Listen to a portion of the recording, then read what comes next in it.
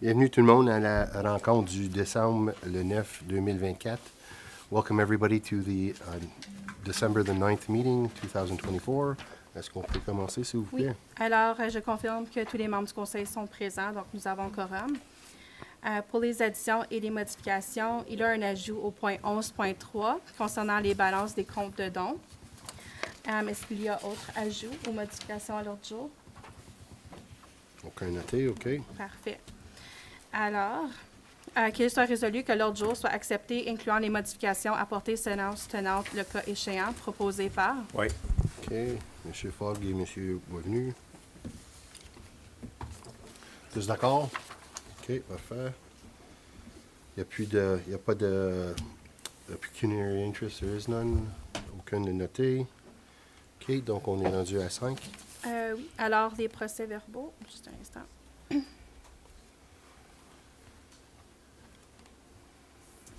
Alors qu'il soit résolu que le Conseil approuve le procès-verbal de la réunion du Conseil ordinaire tenue le 25 novembre 2024 tel que présenté, proposé par. Oui. Madame Delorey, M. Mainville. Tous d'accord? OK. Parfait. Alors, oui, c'est la délégation. C'est ça. Maintenant, on va demander la délégation du club de soccer de Limoges de venir présenter, s'il vous plaît. Bonsoir. Donc, on se présente. On est le comité de soccer de Limoges, les Lions. On est un nouveau comité depuis 2 ans. Donc, on est ici ce soir pour vous demander de travailler le terrain qui est au sud du parc Rudotte-Latreille. On aimerait expandre ça à un terrain de soccer. Donc, je me présente, je suis le président du club de soccer. J'ai 2 de mes membres. J'ai Louis qui est le head coach. Puis, Curtis, qui est un des membres qui est très impliqué. On fait partie aussi du comité de loisirs de Limoges. On est comme un sous-groupe. Donc, eux, ils nous aident à sonder un partenariat avec nous. On est un club, comme j'ai dit, que ça fait 2 ans. On a au-dessus de 130 jeunes qui participent au club de soccer à toutes nos saisons. On a aussi une ligue adulte, 18 ans et plus, mixte. Présentement, on a 24 adultes qui participent. On espère agrandir avec les prochaines années. Puis, on a beaucoup de parents qui sont des entraîneurs volontaires. Donc, comme que vous le savez, à Limoges, on a les terrains de soccer au complexe sportif qui va super bien durant les saisons automne-hiver. On a fait une saison à l'été avec le manque d'acclimatisation dans le complexe sportif. Ça fait très difficile pour les joueurs, ça devient très chaud. Donc, c'est pour ça qu'on aimerait garder l'option d'un terrain extérieur. Il y a le terrain de l'école, mais il est ouvert à toute la communauté. Donc, c'est pour ça qu'on aimerait mettre au parc où est-ce que la communauté en général ont accès en tout temps. Je vais vous présenter maintenant Louis. Merci. Good evening, Mayor, Councilors. I'm Louis Carvello. As Jamie pointed out, I'm the head coach of the Limoges Soccer Club. I'll just take you through the key elements of the proposal. I don't intend to go through every slide by detail. So I just want to highlight some of the key elements of the proposal itself. So as Jamie pointed out, we're here for seeking your designation of that area at Latreille Park, Rodolphe Latreille Park, to be designated as a soccer field. Again, this is not going to be, it's going to be one of several soccer fields that we plan to use. I've already indicated there's the sports complex, great facility. We plan to continue to use that all season, and including the Saint Viateur facilities as well too. So it's not just to put everything in one basket. We want as much diversity in playing fields within the community. Why this site? Well, it's available. It's been open for years, and we believe that it'd be a great location for up to a under 13 soccer field. And what does under 13 mean? It's consistent with Canada Soccer, how they designate soccer field sizes for youth and adults. So it's not a full FIFA-size soccer field. The closest we have for FIFA-size soccer field is actually Saint Viateur. For a school that's only up to, I believe, grade 6 or 7, they have a full-size adult field. So the approach here is a two-phased approach. Now, we've done it by two-phased approach based on resources, time, and availability of whatever resources we can leverage from the nation as well, too. Could all be done in one phase, but we're proposing it as a two-phase approach. And again, if this is approved, we could start using the field as early as this late summer. But again, it wouldn't be that we would transition everything to the one field. It would be just one of several fields that we'd be able to use. So the proposed location is already indicated for those who may not be from Limoges proper. Rodolphe Latré Park, it's a south end, a area that's open, surrounded by a gravel track. As indicated, this is a phased approach. So what we would be seeing here is on the left is a, I think that's an U12 or U11 size field, phase one. Why phase one? Because it does not require, it requires minimal effort. You don't have to readjust the gravel trail, and we can just place out markers, put out some chalk, but it does require some remediation of the ground and some safety considerations that I'll bring up. Phase two is the ideal size of the field, but that requires some adjustments of the gravel trail around it, and also in both options, some clearance of the brush and trees to the right, consistent with the clearance along the ditch all the way back to the baseball diamonds. So just to give you some idea as to what kind of capacity you could push in this, really what you need to look at is that yellow area in the top right. A soccer field for U13 would be the full length, but you can then configure the field in a much smaller scale for youth of different age groups, and you can actually maximize this. And for the phase one, you can get up to, like, if we ran it complete, one time a week for 2 sessions, about 296 youth. Okay, would that be maxed out? I would say so, because as the demand for soccer increases, all you have to look at is what's happening in Russell. And if you I've coached in Russell for many years as well, and those soccer fields are full all the time. Okay, so you could max this out easily once to twice a week. And again, once you go to the larger configuration, you'd be looking at 50 plus 60 additional youth because of the increased age group itself. So some design planning factors. Now, not critical here completely, but for the purposes of today's presentation, some of the key issues on the design, right? We're maintaining good offsets as well, too, to make sure that not only are we not butted up completely against the baseball diamonds, that there's enough offset for movement in or around the soccer fields, but also enough space for the teams to be able to congregate next to the field without interfering in the movement and enjoyment of the trails by other users. Key area also is that safety is going to be a key consideration as to the final design of the nets, so whether they'll be fixed nets or movable nets. Now, ideally, we prefer movable nets, but there are new regulations out for the use of movable nets that we will follow, which require them to be anchored down to hard points, so that way they do not tip and cause injury to anyone.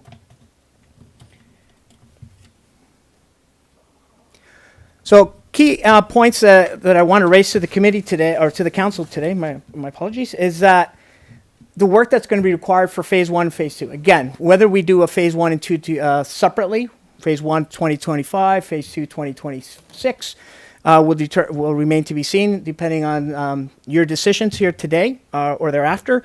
But we could do all this in one phase as well too, starting in 2025. One of the key areas is the protection. Right now, because the baseball diamonds are facing towards the proposed soccer field, there is an area of the diamond, and you can see on top right photo, that has no protective screening. So any of the great baseball players out there that can hit a home run may hit a player out on the field who's not looking in that direction. So that is a critical path for us to make sure that that is covered up before we start doing anything on that end of the soccer field itself. That includes the installation of a post to be able to provide that coverage in that area. As already mentioned, the clearance of the brush is something that we're ready to do, depending on whether the resources of the nation are available and you give us the green light, we plan to clear the brush all along to the east of the trail in the same manner that it's currently cleared, just up to the baseball diamond. So we just plan to extend that all the way along the property line, all the way to the southern end, all the way up to what would be the phase two construction. There will be obviously some work and resources provided by us to include nets, storage sea container that would be placed in location akin to what's currently located for the baseball. We'd also be looking at, also already alluded, remediation of the site. Now, it's not a perfect field right now. It's undiluted ground. There definitely needs to be some cut and fill with proper soil and seeded to allow the seeds to grow and to provide us that proper top cover that we'll need for soccer.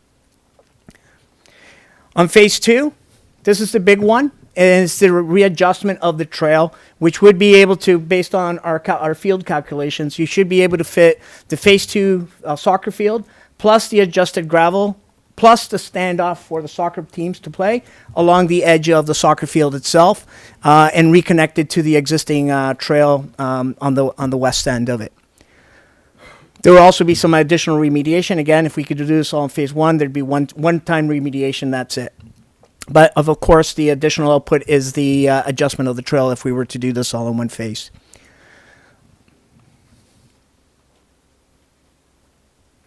There's a few additional things on there, but the adjustment of the trail on phase 2 is the big one. So some routine responsibilities, and we're kind of taking this off the lead also of what's currently being done with the baseball diamonds. That the allocation would be managed by the Limoges Soccer Club. And we fall under the Limoges Recreation Committee as well. We would also be responsible for marking the fields of play. We would procure any equipment and nets, and the regular maintenance of the fields would be handled by the municipality, which means maintaining a level playing surface and just regular things that are already happening in the park itself. So, in conclusion, what we're seeking here today is approval up to phase 2 for the initiation of development in 2021. We can definitely start some of that clearing this winter. We've got a handy crew of members of the committee that are ready to go, and that we're looking for that designation of the field as a soccer field. Again, key point, because we did put this out on our Facebook page on Friday or Thursday just to get some atmospherics from the community. Fairly positive feedback. There were questions about why just a soccer field. The thing is, once you create a flat terrain like that, almost any sport can use it, whether it's football, American football,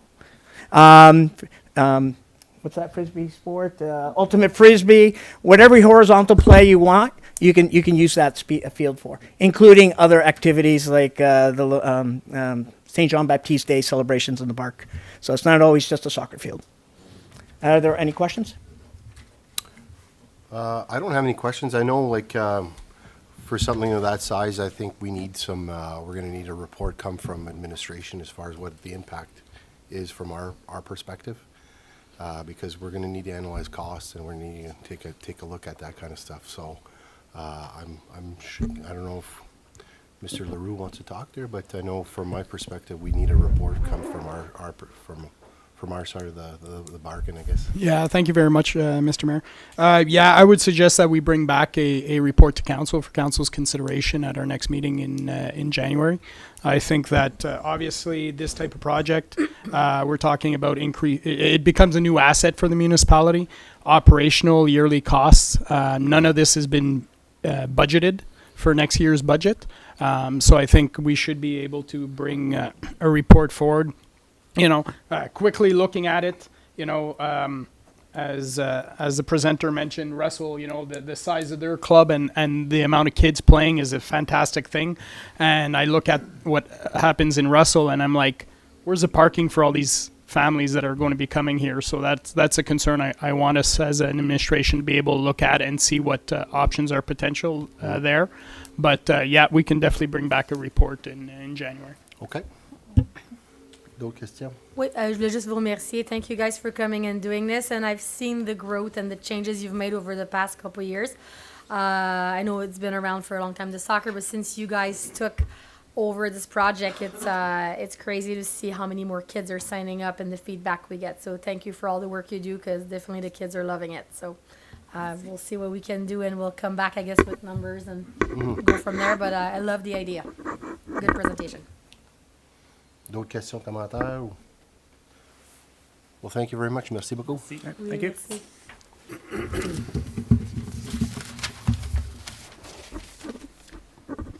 OK, je pense qu'on va y aller à... Les items par consentement. Oui, on va y aller aux idées.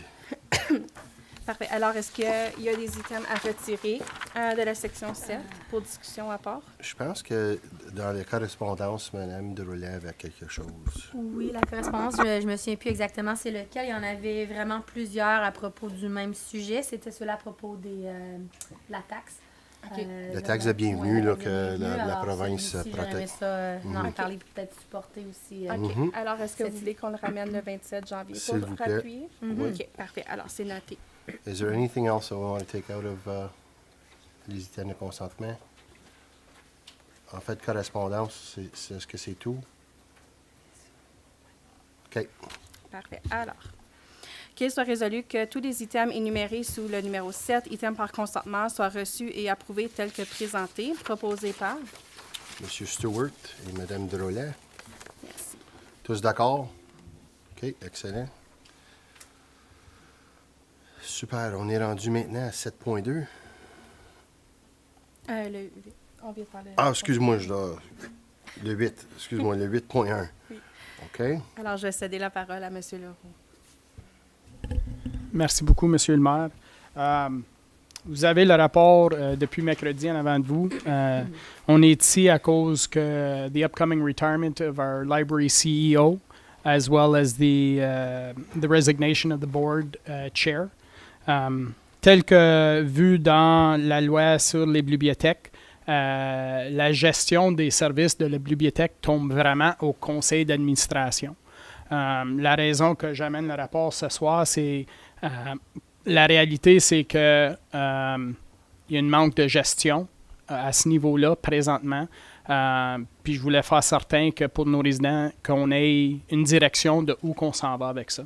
Je pense que le service de bibliothèque, c'est très important pour une municipalité. Il y a différentes façons de donner le service. Alors, les options ont été présentées dans le rapport, ou l'option hybride, où on donne une direction, on procède d'une façon, puis on va de l'autre bord. Alors, c'était vraiment pour vous tenir au courant de la situation existante, puis comment avoir une direction du conseil, comment vous voulez qu'on gère ça. Parce que techniquement, c'est pas le rôle de la municipalité de gérer ça. C'est vraiment le conseil d'administration. Remplacer la DG de la bibliothèque, ça tombe entièrement avec le conseil d'administration. Alors, je pense qu'il y a une partie d'éducation avec le board existant aussi. So, je voulais juste amener le sujet. C'est notre dernière réunion au mois de décembre. Puis, je sais que eux autres, ils partent par la fin décembre. Alors, les employés, ils cherchent, eux autres, certains qui veulent savoir qu'est-ce qui se passe de leur côté aussi. OK, ouais. Écoute, là, c'est... comme j'ai dit, la partie d'éducation va être très importante dans le sens que les gens doivent savoir la responsabilité de la municipalité puis la responsabilité de la gérance des bibliothèques. Donc, ça, je pense que c'est important aussi, mais veux pas... moi, j'ai une suggestion, c'est un hybride des deux, là.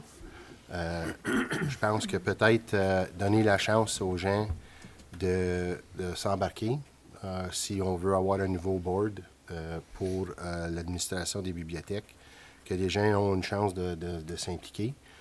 Puis aussi de regarder comme les coûts d'opération, peut-être à la place d'avoir des employés qui travaillent à toutes les bibliothèques, avoir un peu de volontaires qui embarquent aussi pour aider.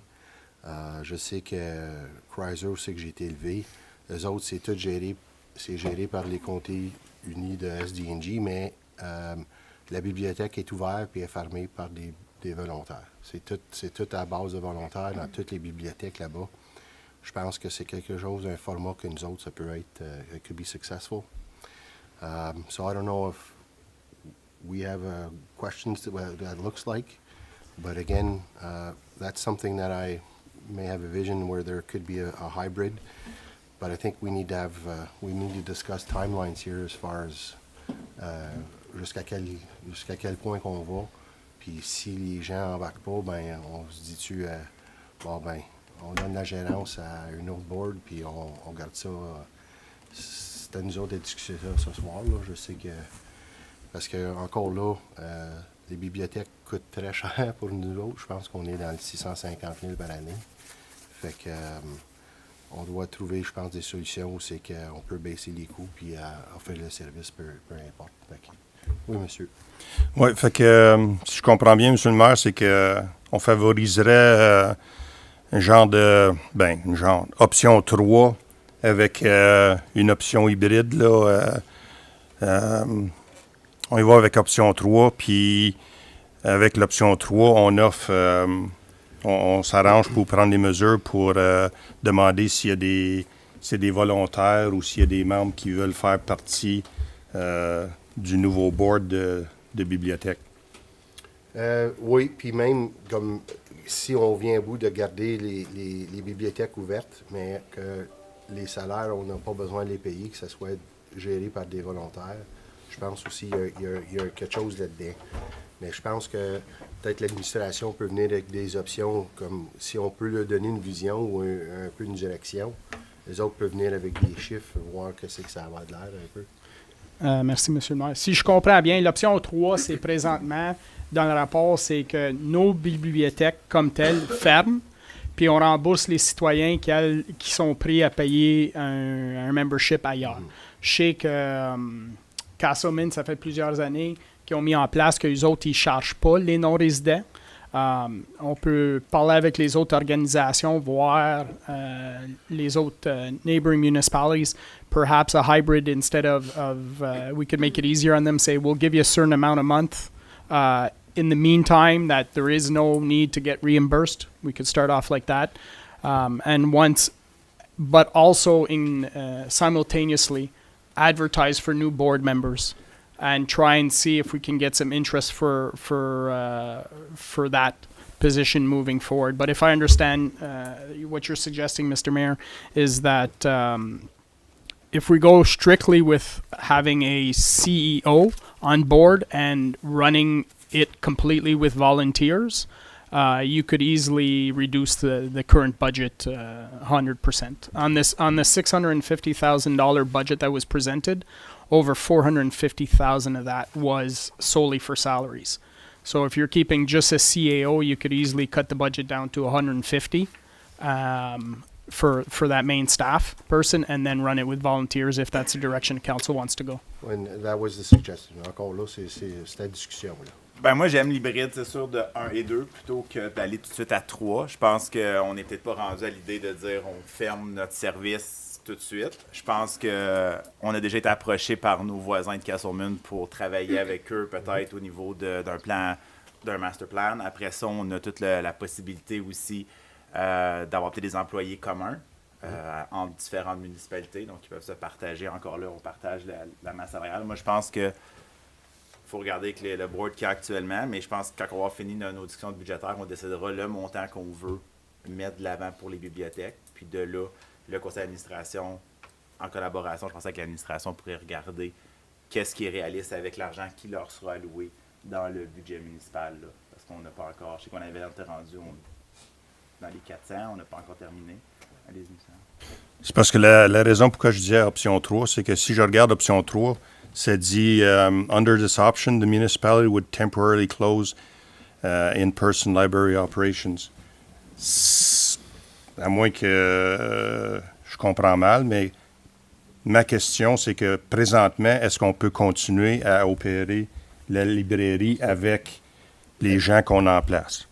C'est ça la question. Ben, la question, pour moi, de mon côté, c'est qui va gérer les employés de la bibliothèque. Parce que c'est pas la responsabilité de l'administration de la municipalité, c'est vraiment la responsabilité du conseil d'administration. Alors, c'est le conseil d'administration qui va faire toutes les décisions reliées au staff. So, je veux juste faire certain, s'il y a une attente... temporairement, on dit comment longtemps. The timelines are important. C'est ça comme... Parce que je pense que c'est ça, ça revient toujours les employés des bibliothèques, techniquement, devraient être gérés par le board. Puis, donc, à ce moment-là, est-ce qu'on pèse le bouton pause en attendant qu'on vienne à bout s'organiser puis trouver un plan d'y aller de l'avant? C'est ça que ma question est à vous autres. Est-ce qu'on veut faire ça? C'est pour ça que je dis option 3, parce que je disais pas option 3 pour dire on ferme, là, c'est option 3. Moi, si je le regarde, là, c'est temporairaire. Fait que ça nous donne le temps de vraiment se lever le bord. Puis de... décide, c'est-tu dans le mois de février ou où est-ce qu'on s'en va avec ça? C'est ça Ouais. qu'il faut discuter à ce moment. Est-ce que les comtés unis ont été approchés ou on doit-tu penser dans l'avenir que les comtés unis peuvent prendre... C'est une très bonne question. Je pense que ça a été discuté avant, puis je pense qu'il n'y a aucun intérêt, mais ça peut être quelque chose que je peux peut-être suggérer dans le prochain budget pour eux, mais comme c'est là, on a une décision à prendre comme Pour nous autres. pour nous autres pour le moment, parce que je sais, au sud de nous autres, c'est vraiment les comtés unis qui gèrent les bibliothèques, mais c'est pas le cas pour nous autres, c'est vraiment à notre niveau. Fait que là, pour le moment, il faut décider quelque chose assez vite pour savoir la direction peut-être pour les 2 ou 3 prochains mois pour venir à bout de s'organiser et savoir où est-ce qu'on s'en vient. Oui, M. Leroux. Oui, merci, M. le maire. Oui, juste pour ajouter à la question à M. Mainville, oui, la discussion a été soulevée au niveau des comtés unis avec le Service Delivery Review de toutes les DG. Semble pas y avoir un appétit à ce niveau-là. Si c'est quelque chose que le côté politique vont pousser pour, c'est définitivement quelque chose qu'on va regarder, mais à ce point-ci, il n'y avait pas d'intérêt. Mon inquiétude avec l'option de continuer à garder les bibliothèques ouvertes, c'est en tant que conseil d'administration, y a-t-il les capacités pour gérer les employés? C'est ça, comme opérationnellement, moi, je ne connais pas le système d'informatique. Moi, je ne suis pas capable de loguer les livres, toutes ces choses-là. Je ne suis pas certain que le conseil d'administration, la bibliothèque, a ces compétences-là non plus. Alors, je veux dire, on va faire le mieux qu'on peut, mais techniquement, ce n'est pas nos employés. Alors, je veux juste faire certain que, veut pas, si quelque chose arriverait à un employé, c'est la municipalité qui, we're going to get dragged into it, whatever the case is. So just to be mindful that there are some risks. I love the fact that the board are volunteer members and they put their heart and soul into that, but we're essentially asking them to run a business, which is, I don't know if they have those capacities or not. So has anybody from our end spoken with the board that remains and asked them these questions? Are they willing to do some management? Is there an employee presently who is willing to take over the GM job on an interim basis for a couple of months? So before we say we're closing 100%, maybe that exists already. Maybe we have somebody that can do that on a temporary basis. If not, it's a different story. But so I can say that once I was notified of the two resignations, I reached out to the library board president and the CEO of the library, asking, has there been any succession planning? Is there anybody that's trained? That kind of stuff. Could I meet with them in order to have these discussions? The library board president responded that confirmed there has been no discussion, no succession planning. It's a busy time of year for her, so she didn't have time to meet me. And then the library CEO never responded to my email. So my understanding is we've had some staff speak with some staff at the library. Nobody's really been trained as far as the administrative role of the library. It's really library clerks. So it's basically customer service clerk that's at the counter. They might have some some training to put books into the system, for example, but managing the staff and the hours and all that kind of stuff, dealing with payroll or dealing with accounts receivable or payable, that kind of stuff, I don't think the capacities are there currently with the staff that we have. Oui. On peut se faire un hybride des trois? Comme dans le fond, si en ce moment, c'est quand même beaucoup d'argent là, qu'on parle. Fait que, pour faire sûr d'être d'être sérieux avec ces assets-là, est-ce qu'on peut, comme vous dites, peut-être en janvier, comme M. Lalonde le suggère, on met quand même un budget de côté pour la bibliothèque, mais on n'ouvre pas les bibliothèques en janvier, mais on demande peut-être au Conseil d'administration de la Nation, les membres restants, de rencontrer peut-être les conseils d'administration des des municipalités avoisinantes, donc à Saumur, qui ont déjà démontré de l'intérêt pour travailler avec nous, puis leur demander de présenter peut-être un plan commun pour qu'ensuite on puisse avoir un plan solide pour pouvoir allouer l'argent. Je sais pas, tu sais, parce que si on alloue... Je vais te dire, c'est un peu ma vision. Ouais. Puis même, je dirais, là, plus que on ferme ça jusqu'à la fin février, puis là, à ce moment-là, on va être mieux plus positionné, puis je pense que ça va donner du temps à l'administration de notre côté, d'essayer peut-être de recruter des gens sérieux qui veulent qui veulent rentrer dans le board des bibliothèques, puis comprendre le rôle, parce que tu as siégé, puis moi, j'ai siégé sur ce comité-là. Puis je pense qu'il y a peut-être un manque de compréhension à leurs responsabilités, puis qu'est-ce qu'ils ont besoin de faire pour gérer les bibliothèques. Fait que de notre côté, faut éduquer les gens, puis il faut qu'ils savent leur rôle. Puis à ce moment-là, je pense qu'il faut qu'on se donne peut-être un petit 2 mois pour venir à bout d'aller peut-être une campagne de recrutement, pour venir à bout d'aller chercher des gens. Mais encore là, c'est juste ma suggestion. Si nous autres, comme gang, on décide de ne pas faire ça, it's all good, là. Oui, j'allais juste aussi demander, est-ce que sur le conseil présentement administratif, est-ce qu'il y a quelqu'un qui montre un intérêt, qui serait peut-être intéressé d'en faire plus, d'en apprendre plus? Parce que je me dis, il nous reste 3 semaines avec le staff qu'on a présentement. Est-ce que ce sera un bon moment peut-être to get some training into place, le plus d'informations, le plus de leur connaissances, d'essayer de les transférer? C'est quand même 3 semaines devant nous qu'on pourrait peut-être, ça pourrait peut-être les aider aussi. 3 semaines, je veux dire, dans le temps des fêtes, c'est difficile. I guess the easiest way I can give some context is, imagine as a council, if you didn't have a CAO and we asked you to start coming in and running things. That would be challenging. It would be acceptable because you have a team of administrators who would be able to give direction, a helping hand.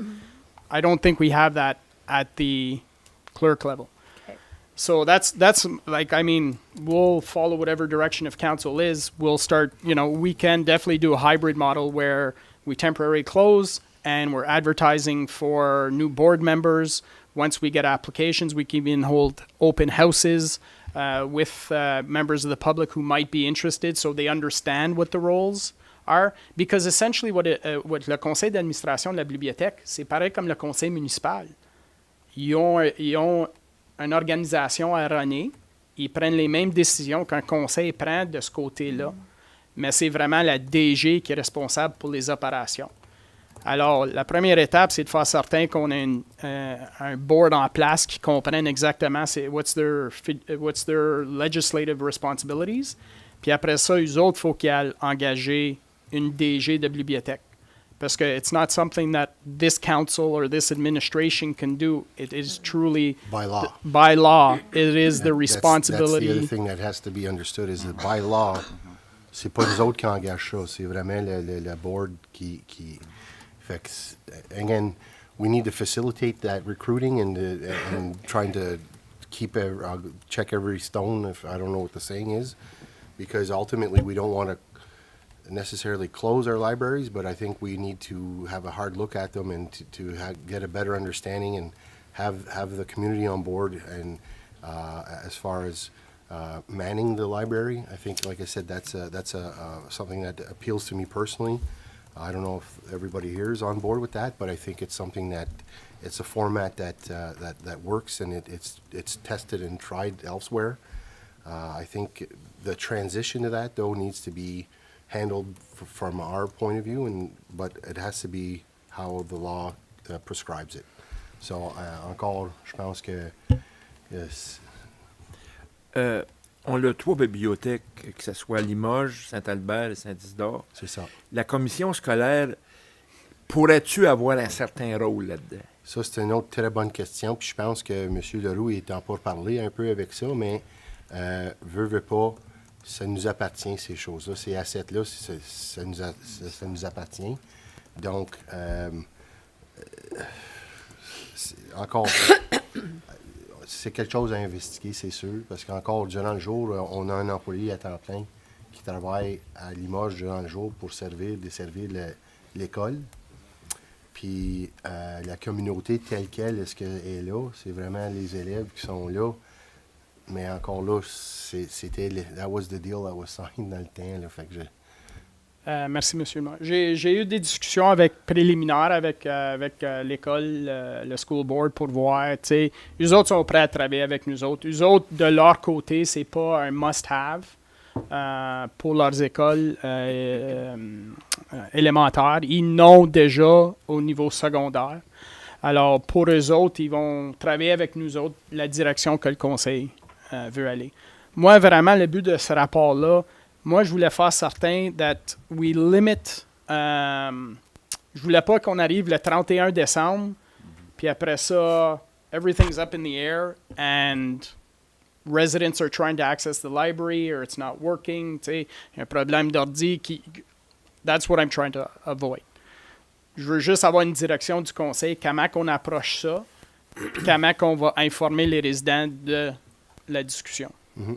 Je pose une autre question. Mm-hmm. J'aimerais savoir des détails aussi sur l'option 2. Option 3 et 1 est assez simple, mais option 2, comme ce serait quoi le fonctionnement? Je sais que ce serait le DG municipal, selon le rapport, qui prendrait les pourparlers. Je ne sais pas s'il y en a eu. Je ne sais pas si tu veux en parler un peu. Oui, j'ai eu la chance de parler avec une DG d'une bibliothèque avoisinante. Eux autres, ils ont parlé à leur board, ils seraient ouverts à mettre ça en place. Ça serait vraiment, ça serait semblable l'entente de feu qu'on a avec Rockland. La gestion du service, ça serait fait par un autre library board. Alors ça, c'est l'option 2.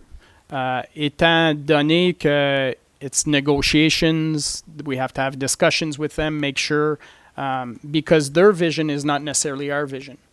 And in doing so, we sort of give up control as an organization, because what we would do is we would hire them, we would say, this is how much money we're giving you, run it as you see fit. And then they could turn around and say, well, we're closing this library, you know. So it is contract negotiation. So we'll have to draft up an agreement between the two organizations, bring it back to our council for approval. They might have to do the same thing for depending how they're set up in their municipality, it might have to go to the municipal. Because in our case, what happens is the library board staff, instead of being hired under the library board, they were hired as municipal employees. So now if we're talking about letting them go and them becoming members of the library board, that's a possibility. Now, if the neighboring municipality is in the same boat where their employees are part of the municipality, well, then now we're talking about negotiations with employees being transferred to another municipal organization. Yeah. So it's not as simple. I think I said about, it's 2 to 4 months. It's a shorter time frame than going through the whole new board process, but there is contract negotiations that'll have to be ongoing. And again, timing-wise, we're hitting Christmas time. A lot of people are on vacation, so that's why I gave it about a 2 to 4 month period. Est-ce que si les négociations, est-ce qu'on peut travailler pour te bien moins d'heures, mais au moins les rester ouverts pour... Puis encore là, c'est notre discussion à avoir ici. Est-ce qu'on veut ça? Encore. Parce que je sais que... Jusqu'aux négociations aboutissent. Parce que j'ai dit, moi, entre-temps, c'est qui va gérer ces employés-là? Ouais. Parce que techniquement, c'est pas nos employés. Puis I know it's a technicality. It's a strange gray area, but by law, they're technically not our employees. So, fait que s'il y a quelque chose qui se passe, est-ce qu'on est responsable? Puis que c'est tout... Il y a des zones grises là-dedans. Là. C'est ça. Option 1 puis 2, c'est essentiellement, moi, me faire certain, ou l'administration va faire certain qu'il y a un employé qui va ouvrir la porte, que les lumières sont allumées. Mais c'est à peu près tout. Là. Il n'y a pas de programmation, il n'y a pas de... Comment je pourrais dire ça? Il n'y a pas d'achat de nouveaux livres, toutes ces choses-là. So, ça, on pourrait faire ça. Ça, c'est mais c'est le bare minimum, là. Les heures sont indiquées sur le site web, on pourrait continuer. Mais, tu sais, si un employé appelle malade puis il va pas ouvrir la porte, comment je le sais? Tu sais, c'est qui va gérer le... Tu sais... Ouais. Puis non seulement ça, il y a l'élément de la campagne d'éducation puis de recrutement et tout. Là. Je pense que si on garde le strict minimum d'heures, maybe that could be a good way to draw people in. I'm not sure. Like I said, if it's open and people are coming knowing that maybe there's a possibility they may lose their libraries, maybe they may be more apt to get on board and get the understanding of all that stuff. Go ahead. Juste pour dire, le seul danger, c'est justement qu'on parle de coupures dans leur budget. Fait que, tu sais, si il n'y a pas quelqu'un à la tête qui va s'assurer de bien gérer le budget qu'ils vont recevoir, ben, ça pourrait peut-être rapidement soit se dépasser, soit se déborder trop vite. Puis là, on va se retrouver en septembre, puis il n'y aura plus d'argent pour faire rouler. Je suis d'accord avec ça. Il y a aussi madame, la directrice générale, qui dirait qu'elle est en vacances, je suppose. Pas de dernière journée de travail. Fait que le training, il ne sera pas là. No. I think ideally, what I'd like to see is the absolute bare bones. I'd like to see the doors stay open if possible. Maybe even closing for 2 weeks over the Christmas break here, if that's going to make it the management or the assurances of the management, I guess, more difficult. But if we could keep it bare bones and even, you know, and if I was, or I don't want to speak for the, you know, a personal employee, but if the option was, if I was an employee there and the option was the doors are closed and that's it for 2 or 3 months, or I try and take a bit of a lead for a couple of months and schedule a few hours here, a few hours there, that somebody's there to open the door and close the door. Because other than that, we're shutting it and people are out of a job, you know. So I think I'd like to see it the bare bones, give full notice to the communities, Facebook and website, and a stack of papers beside the checkout counter that we have to have a new board, and this is the requirements, and this is the role of that board, and what you're going to be expected to provide if you agree to that. You know, if we give the communities till the end of March for people to step up, and if they don't, well, they don't, and then the writing's on the wall, we'll definitely have to go another direction. But if we can keep it bare bones and keep the door open for a few months, get the word out there, maybe we get some uptake from the community. That would be my... my... côté, c'est pas à nous de le faire. Tu sais, nous, ça serait juste de donner un budget. Mais après ça, est-ce que le conseil d'administration, ils nous ont pas rapporté, puis j'étais là à la dernière réunion, il y a pas eu... On n'a pas été capable d'amener vraiment vers... Il y a un plan, là. Tu sais, je sais pas c'est quoi le plan, comme, puis je suis conseil d'administration, j'ai pas été capable d'avoir ces réponses-là. J'ai posé des questions, M. Leroux a demandé des rencontres. Ouais. Ma seule commentaire to you, Mr. Stewart, Councillor Stewart, is you saw how many hours were open in the library. The opening hours, right? Yeah. And we know based on Jean's comment how many staff. So we have a lot of staff who are doing a lot of hours when the library is actually not even open. So if we go down to the bare bones and say, okay, you're only open 4 hours today, that's all you're getting, then the staff are left in a situation where they're seeing a reduction in hours. Yeah. And if we went with a temporary closure, we could put them in a situation where they could actually go unemployment insurance and that kind of stuff as well. So there's a lot of things to consider. If we're going, my suggestion is, if we're going to be going to bare bones, it's we give it to the library board, and the library board is, you know, we give them direction that we're only paying for hours open to the public. So you guys make sure that you're staffing it, and then, you know, and somehow we're going to have to work with somebody on the board to make sure that it's working. And I'll actually echo what Mr. Fogg said. I don't think they know. I don't even think they know that's part of their responsibility. Sitting on that board for 4 years, puis je pense que tu es capable de dire que je pense que c'est quelque chose que peut-être eux ils savent pas, puis je pense qu'ils veulent même pas prendre cette responsabilité-là. C'est du monde qui fait partie de ça volontairement parce qu'ils veulent leur donner à leur communauté. They like libraries, but I don't think they don't want, you know, I'm not sure if that's necessarily where they want to go. It is. Mais je pense qu'il ne faut pas généraliser. Il y a quand même des membres qui mais tu sais, peut pas tout. C'est ça. Ça va prendre une équipe. Puis je pense qu'en ce moment, on n'a pas cette transition-là. Fait que je pense que moi je serais d'avis que pour le moment, on va voter un budget. On va dire, on ferme le service jusqu'à ce qu'on regarde plus option 1 et 2, qui soit comme soit travailler avec une autre corporation ou de recréer la corporation.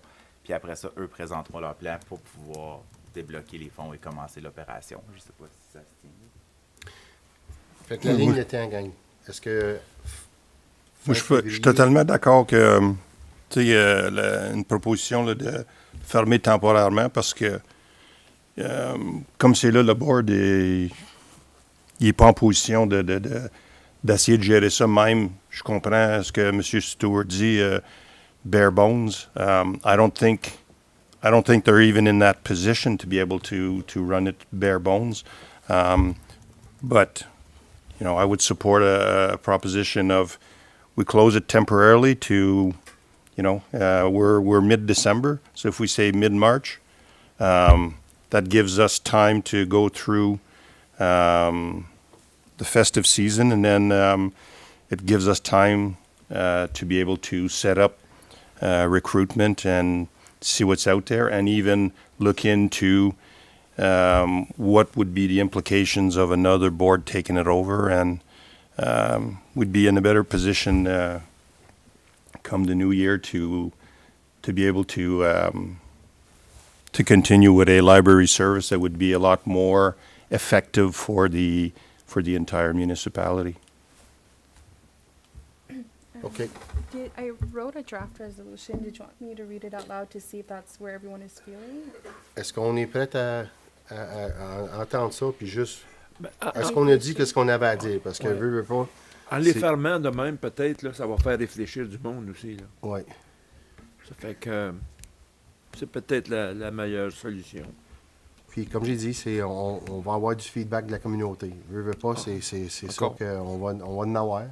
Puis, à ce moment-là, on peut répondre, bon, ben, il faut que vous soyez impliqués dans des certains rôles, parce que techniquement, par la loi, c'est pas nous autres qui gèrent les bibliothèques.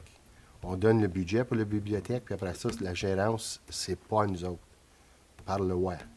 Fait que, comme je dis, il y a une campagne d'éducation puis une campagne de recrutement qu'il faut qu'il se passe ici. Mais, veux pas, je pense que ça va être important de faire ces choses-là dans une ligne de temps qui est raisonnable. Mid-March, février, je ne sais pas, qu'est-ce que vous pensez? À fin février, si tu es assez... Bon, peux-tu envoyer une correspondance au conseil d'administration puis voir qu'eux travaillent à préparer un plan, puis quand ils auront un plan puis une embauche d'une DG, quelque chose comme ça? Oui, bien, qu'est-ce qu'on peut faire? Si la direction, c'est que on va avec option 3, simultaneously we're doing option 2 and 1, then we can have those discussions. We can, we'll temporarily close them. We'll start talking with other neighboring municipalities, and we'll be looking for potential board replacements. And then we'll be able to come, after a few months, if we do the rest of December, January, and then February, we should have a better understanding of what we're looking at. Then we'll be able to move forward with a recommendation for council to say, here's the reality of things. Finding a replacement board or new board members. I know that we've been looking for board members for a few months now, and we've done the advertising, and nobody has stepped up, my understanding, unless that's changed. So that in itself might be a challenge. But I'll be able to have those discussions with neighboring municipalities. As long as we can communicate to our residents that, it's temporarily closed because of the current situation. This is the law, blah, blah, blah. However, you are able to go to a neighboring municipality. If there is a non-resident fee, please, we'll put it in place, and, we'll reimburse you we'll reimburse you for that cost. Mm-hmm. So I think it's reasonable. I'm, like I say, the amount I put down for option 3, 50, 200,000, that was, assuming that, it's off for, that we have a mad rush of everybody going to get a membership. I don't know if that's the case. So it's, dernier petit point Ouais. peut-être. L'autre chose aussi, je pense que ça peut permettre, c'est qu'on va avoir adopté un budget. Fait qu'on va savoir c'est quoi le conseil d'administration, puis le prochain DG va savoir c'est quoi son budget opérationnel pour ses bibliothèques, dans le fond. Ce qui n'est pas le cas en ce moment. On a eu une présentation de l'ancienne DG, mais là, on n'a pas adopté. Oui, puis essentiellement, if we, this can be a transition year. Like it could be temporarily closed for the year while a new board is put in place, while a new business plan is put in place. There are technologies out there where, as I mentioned in the report, you could go with a mobile service, you could go with kiosks that perhaps don't necessarily have to be manned 24/7, So there's options out there. But if we have the volunteer group that's willing to become a new board and they're willing to work with the municipality, so, I see it as a transition year. There's some reevaluations that have to happen. Perhaps new direction to go in, but at least have the time for us to have those discussions. Est-ce que en les fermant, là, faut quand même continuer à respecter le contrat avec la personne qui prend soin de la bibliothèque à Limoges? Durant le jour, tu parles? Ouais. Ça, c'est une très bonne question. So, C'est là où je m'en allais. pour l'école comme telle, on n'est pas obligé de donner le service de bibliothèque. It's not a must. Moi, dans mon opinion, je dirais c'est moins cher à laisser l'école aller chercher leurs livres que de le staffer. So, on peut juste leur donner accès, puis on demande qu'ils font certain que les petits, s'ils empruntent un livre, qu'ils le ramènent, puis mais du côté de la bibliothèque, le contrat qu'on a avec l'école, c'est pas un must que la bibliothèque, faut qu'elle soit là. Fait que, il serait-tu possible, juste pour prendre une décision là, avant à la prochaine réunion, d'avoir une copie du contrat qui avait été mis en place avec l'école à Limoges? Je serais juste curieux parce que, je veux dire, quand je regarde sur le site web, j'ai les heures de, si je ne me trompe pas, c'est 3 à 7 p.m. pour les résidents. Oui. Mais là, on a un employé durant le temps des classes aussi, mais c'est pas ouvert à nos résidents. Je veux dire, je comprends que nos résidents, c'est aussi les jeunes qui allent à l'école, mais toutes les bibliothèques, quand moi j'allais à l'école, c'est plus pareil. Il y avait une bibliothécaire qui était était engagée par l'école. Oui. So, dans l'école, quand j'avais fait la tournée avec la DG puis la présidente, ma compréhension, c'est que il y avait un staff à Limoges le jour. Le mercredi, c'est la journée que les étudiants y allaient. So, il y avait quelqu'un là cette journée-là spécifiquement pour l'école. Les restes des jours, ça se peut qu'il y ait des employés là, mais c'était pas nécessairement pour l'école. Mais ça étant dit, comme j'ai dit, j'ai eu des discussions avec la personne en charge des écoles, puis qu'il y ait une bibliothèque là, c'est pas une nécessité basée. On peut définitivement donner une copie du contrat, mais je dirais qu'il y a probablement 3-4 contrats, it's intertwined. Quand on a fait le complexe, ils ont attaché le contrat, puis ces choses-là. Puis dépendant comment les discussions vont, potentiellement, on serait capable de nettoyer ces contrats-là aussi. Puis juste, je sais qu'on avait parlé durant la dernière réunion, là, mais le coût pour le côté informatique versus, si on garderait ça, je veux dire, on avait eu un bon système, là, où on avait les systèmes de compost, où on faisait un subsidy, genre de ce côté-là, mais un côté genre subsidy pour des Kindle e-reader, des choses comme ça.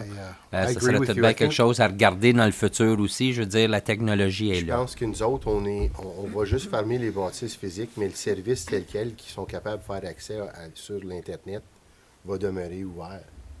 So that could be something like that doesn't change, right? So I don't know how that system works. I don't know operationally if there's updating to do, that kind of stuff. So I think we pay a yearly fee that pays for that service. So I'm sure that service will remain until such time it is expired.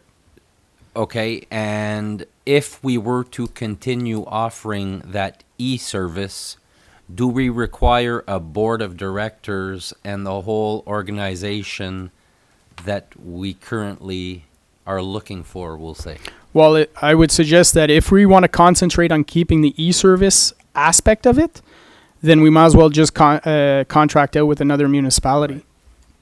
Thank you. That, or we do the same as option 3, whereas somebody signs up somewhere and reimburse to a certain degree. Because, I mean, you could sign up e-service wise, you could sign up with la Ville de Montréal, you could sign up la Ville de Québec, you could sign up where you want. As a non-resident, we pay the fee, and and I'm sure larger cities have much better, I won't say a much better service, but a much larger, I'll call it better catalog. better catalog as to potential e-services. So Okay. Any other comments? Yeah. No, I can get on board with the closing, temporary.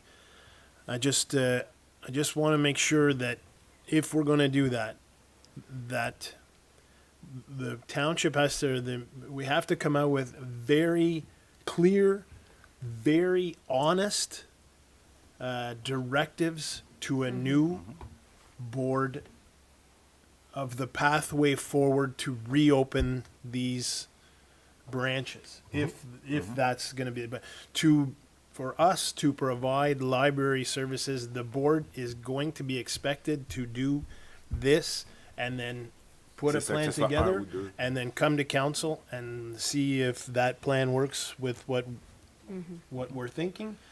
Je suis d'accord avec ça. I agree with that.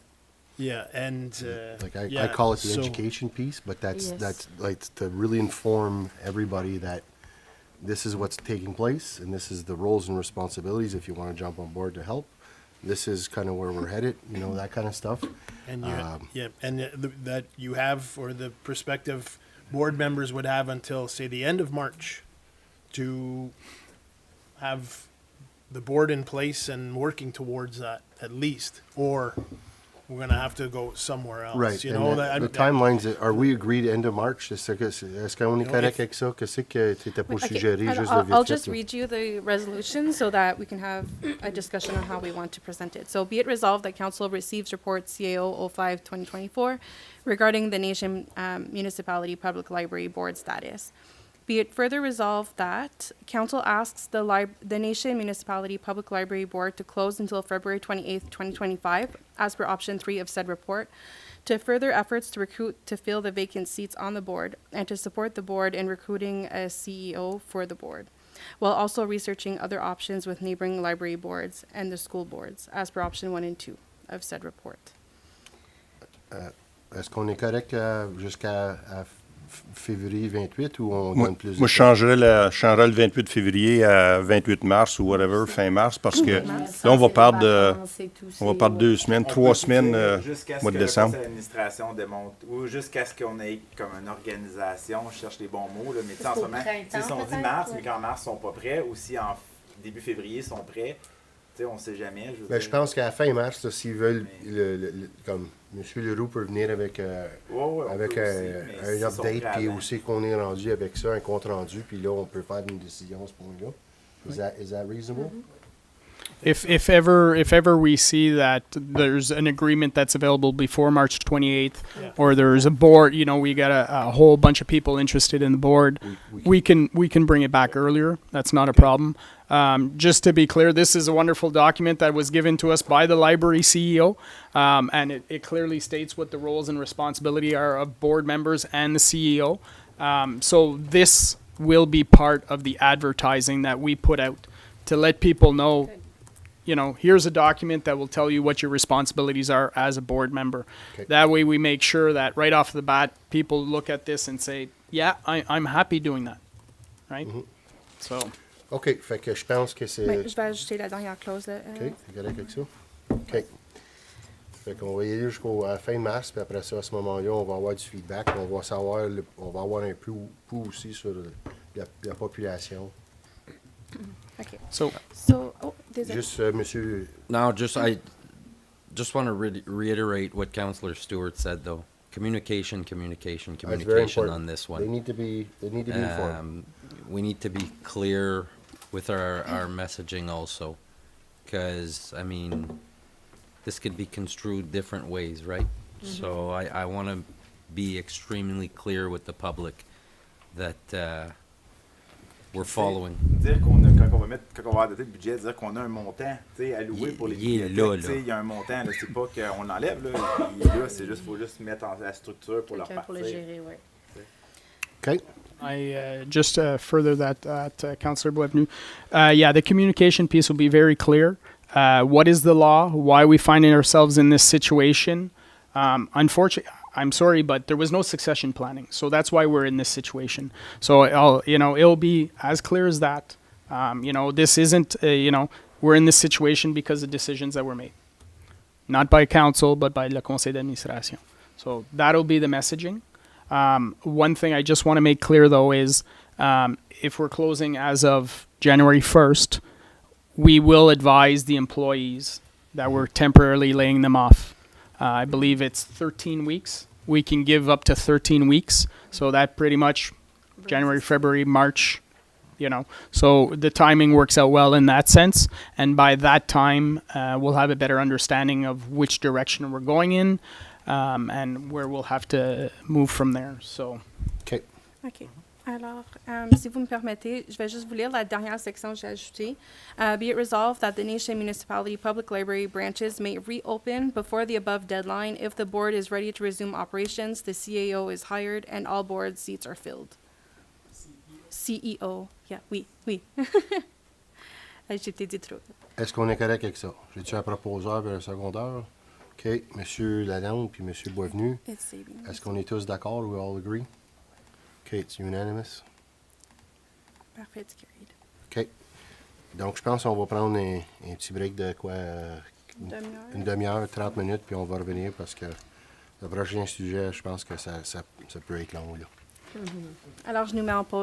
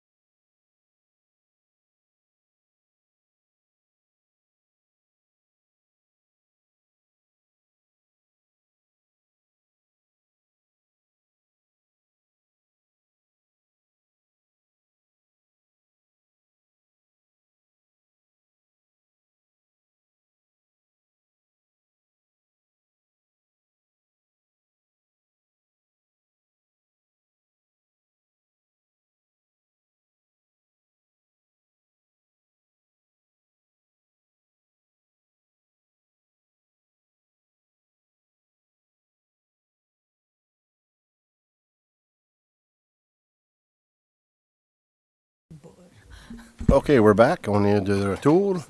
Maintenant, on va aller au point 8.2 de l'agenda. Donc, je vais céder la parole à M. Leroux et Mme Canabo, un des deux. Merci, Monsieur le maire. I'll just quickly start off. We presented the second draft a few weeks ago, and in this was an updated second draft, if you will, after we had some more information. What the administration is really looking for tonight is clear direction on different items. Yes or no. That way that the next draft, the final draft, hopefully can be presented in a short time frame so that the administration can start going out with tenders and that kind of stuff. So, yeah, I'll let our treasurer speak to the report and lead the discussions. Good evening. So, on November 25th, you were given a report that had some changes that had taken place from the first draft, which was essentially the second draft that was presented. And on page 5, there was some further changes that were proposed by administration for council's consideration. So perhaps we could look at those tonight to see, as Mr. Leroux said, if it's a yes or a no. And then on page 7 of the same report that was given on November 25th were some additional considerations. So administration is looking for some direction in terms of the community halls because right now there's no capital funds allocated for the halls, and if they're to be kept open in the long term, there would need to be, I believe it's an extra $500,000 added to the capital budget for that.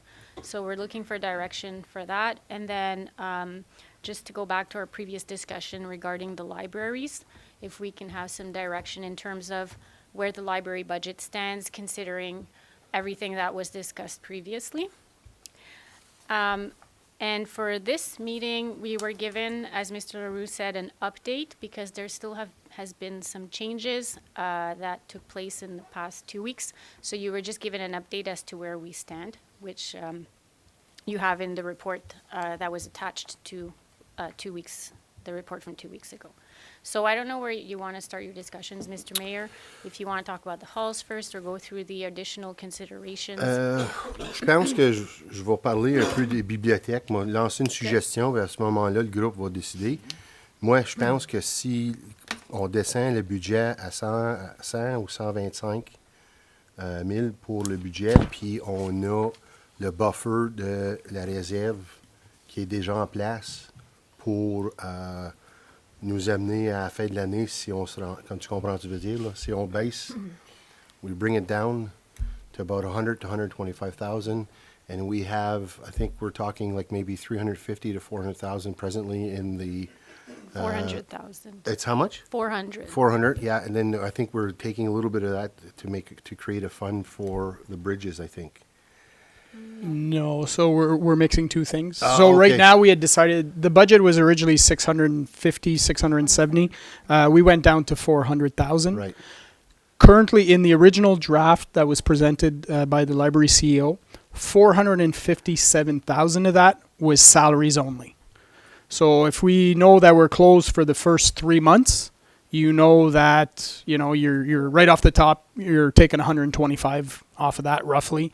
We know that if we go with the direction of hiring, of going with a new board, and then they're hiring a new CAO, well, we know the new CAO, which is the highest paid member of the team, probably won't be hired till at least 6 months into the year. So I think, if we reduce to 100, 125, I think it's comfortable. It's enough to get a contract with another municipality, especially if we were talking, as you suggested, Mr. Mayor, that we would go with a volunteer operated. Right. The 100, 125 would be enough to cover a full-time employee like SDNG to oversee a volunteer-based system, if that's the direction council wishes to. Right, and if not, if we do go a different direction, we do have that buffer as far as some money in the reserves to kind of pad the landing if need be. Yeah, there was I believe after the changes, we were bringing down the library reserve to 100,000. roughly. So if we did 100 and 100 in reserve, we have roughly $200,000. Okay. And again, depending on what kind of plan a new board would come C'est with, ça. or a contract with somebody else, we could reevaluate if need be. Est-ce qu'on est confortable avec ces chiffres-là? Are we comfortable with those numbers? Parce que ça va ôter 300 000 du budget, là. On jase de quasiment un 2 là. Fait que tu mets 200 000. On va mettre 100 000 Ouais, plus la réserve. plus la réserve. Ouais, c'est ça. Fait qu'on va avoir de l'argent là pour plus ou moins nous guider jusqu'à la fin de l'année. Puis on va savoir à ce moment-là, pour l'année d'après, on va être obligé de réévaluer le budget pour les bibliothèques. Mais pour cette année, au moins, on va avoir de l'argent de côté de budgéter pour la transition. Puis on va avoir de la réserve pour je vais appeler ça un peu un petit padding là, pour faire certain que si les choses arrivent plus vite, mais au moins on va avoir un peu d'argent en réserve pour combler le besoin. Ça veut dire que le 100 000 plus le 100 000 de réserve est là pour payer les salaires. C'est justement ça. Il n'y a aucun livre, il n'y a rien qui... Bien, c'est à ce moment-là, on va, comme je pense qu'on va laisser le nouveau board des bibliothèques. Oui, ce serait essentiellement ça, que le nouveau board, il ferait, ou le contrat avec le nouveau conseil d'administration ailleurs, on leur dirait, voici l'argent qu'on a cette année. René, qu'est-ce que vous avez à René? Si c'est passé, ben vous nous avisez, puis on va être capable d'avoir cette discussion-là avec le conseil à ce point-là pour dire, OK, this is how we're going to do it. Fait que 200 000 sur le viré de bord, puis là, dans un an, un peu moins qu'un an, ils viennent présenter. C'est justement ça. Leurs besoins pour 2026. Exactement ça. To use a sports analogy, this is basically a rebuilding year. Or next year, 2025 will be a rebuilding year for that. Ça nous fait 350 000. Ben, figure, ça va nous donner à peu près 300 000 dans le positif sur le côté budgétaire d'opération. Ça fait 2 C'est à peu près.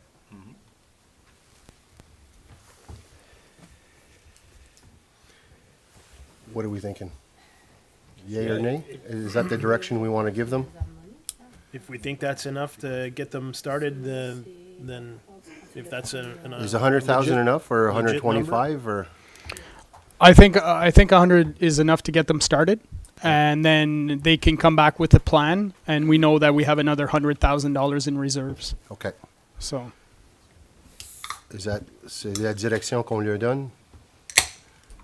Madame Drolet, c'est correct, ça? Oui, absolument. OK. Perfect. Fait que là, la discussion, je pense, des bibliothèques, I think we can close that. Yes, we can. Okay, now we're at the discussions of the community centers. I'll start. There's I think general consensus is that based on my perception of how last discussed, is we have a date in mind where we have the budget in place for this year. We create, I don't know if create is the right word, but we educate, or we try to find people that are going to take ownership. Ils vont prendre la gérance de le centre, un groupe de chaque, mettons, je vais appeler ça des champions de chaque communauté. On fait une transition qu'on leur donne l'ownership de les salles. Puis s'ils ne viennent pas à bout de s'organiser avec notre support, puis notre éducation, puis notre expertise, s'ils ne viennent pas à bout de s'organiser, à la fin de l'année, à ce moment-là, on s'en va vers les fermetures. C'est ça que moi, je pense. On l'opérait une autre année. C'est ça. On va l'opérer une autre année. Puis là, janvier 2026, à ce moment-là, avec notre support, puis avec... Un modèle un peu comme les bibliothèques, où il y a une corporation, quelqu'un qui s'en occupe, puis nous, on va investir, ils vont venir présenter leurs besoins. C'est ça, justement. Fait que je pense que c'est la philosophie que moi, j'ai retenue de la dernière discussion.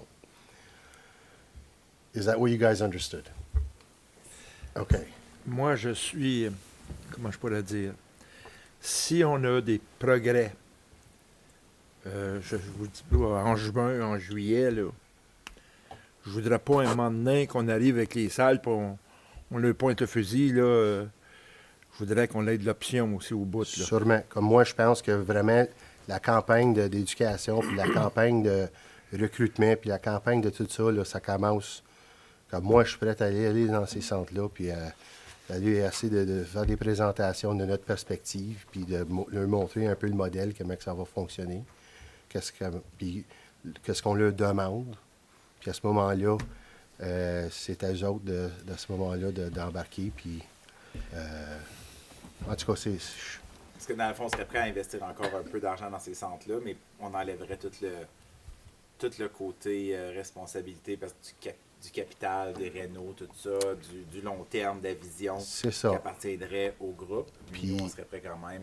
Oui, je pense que même on serait prêt à donner une somme d'argent pour les opérations toutes les années.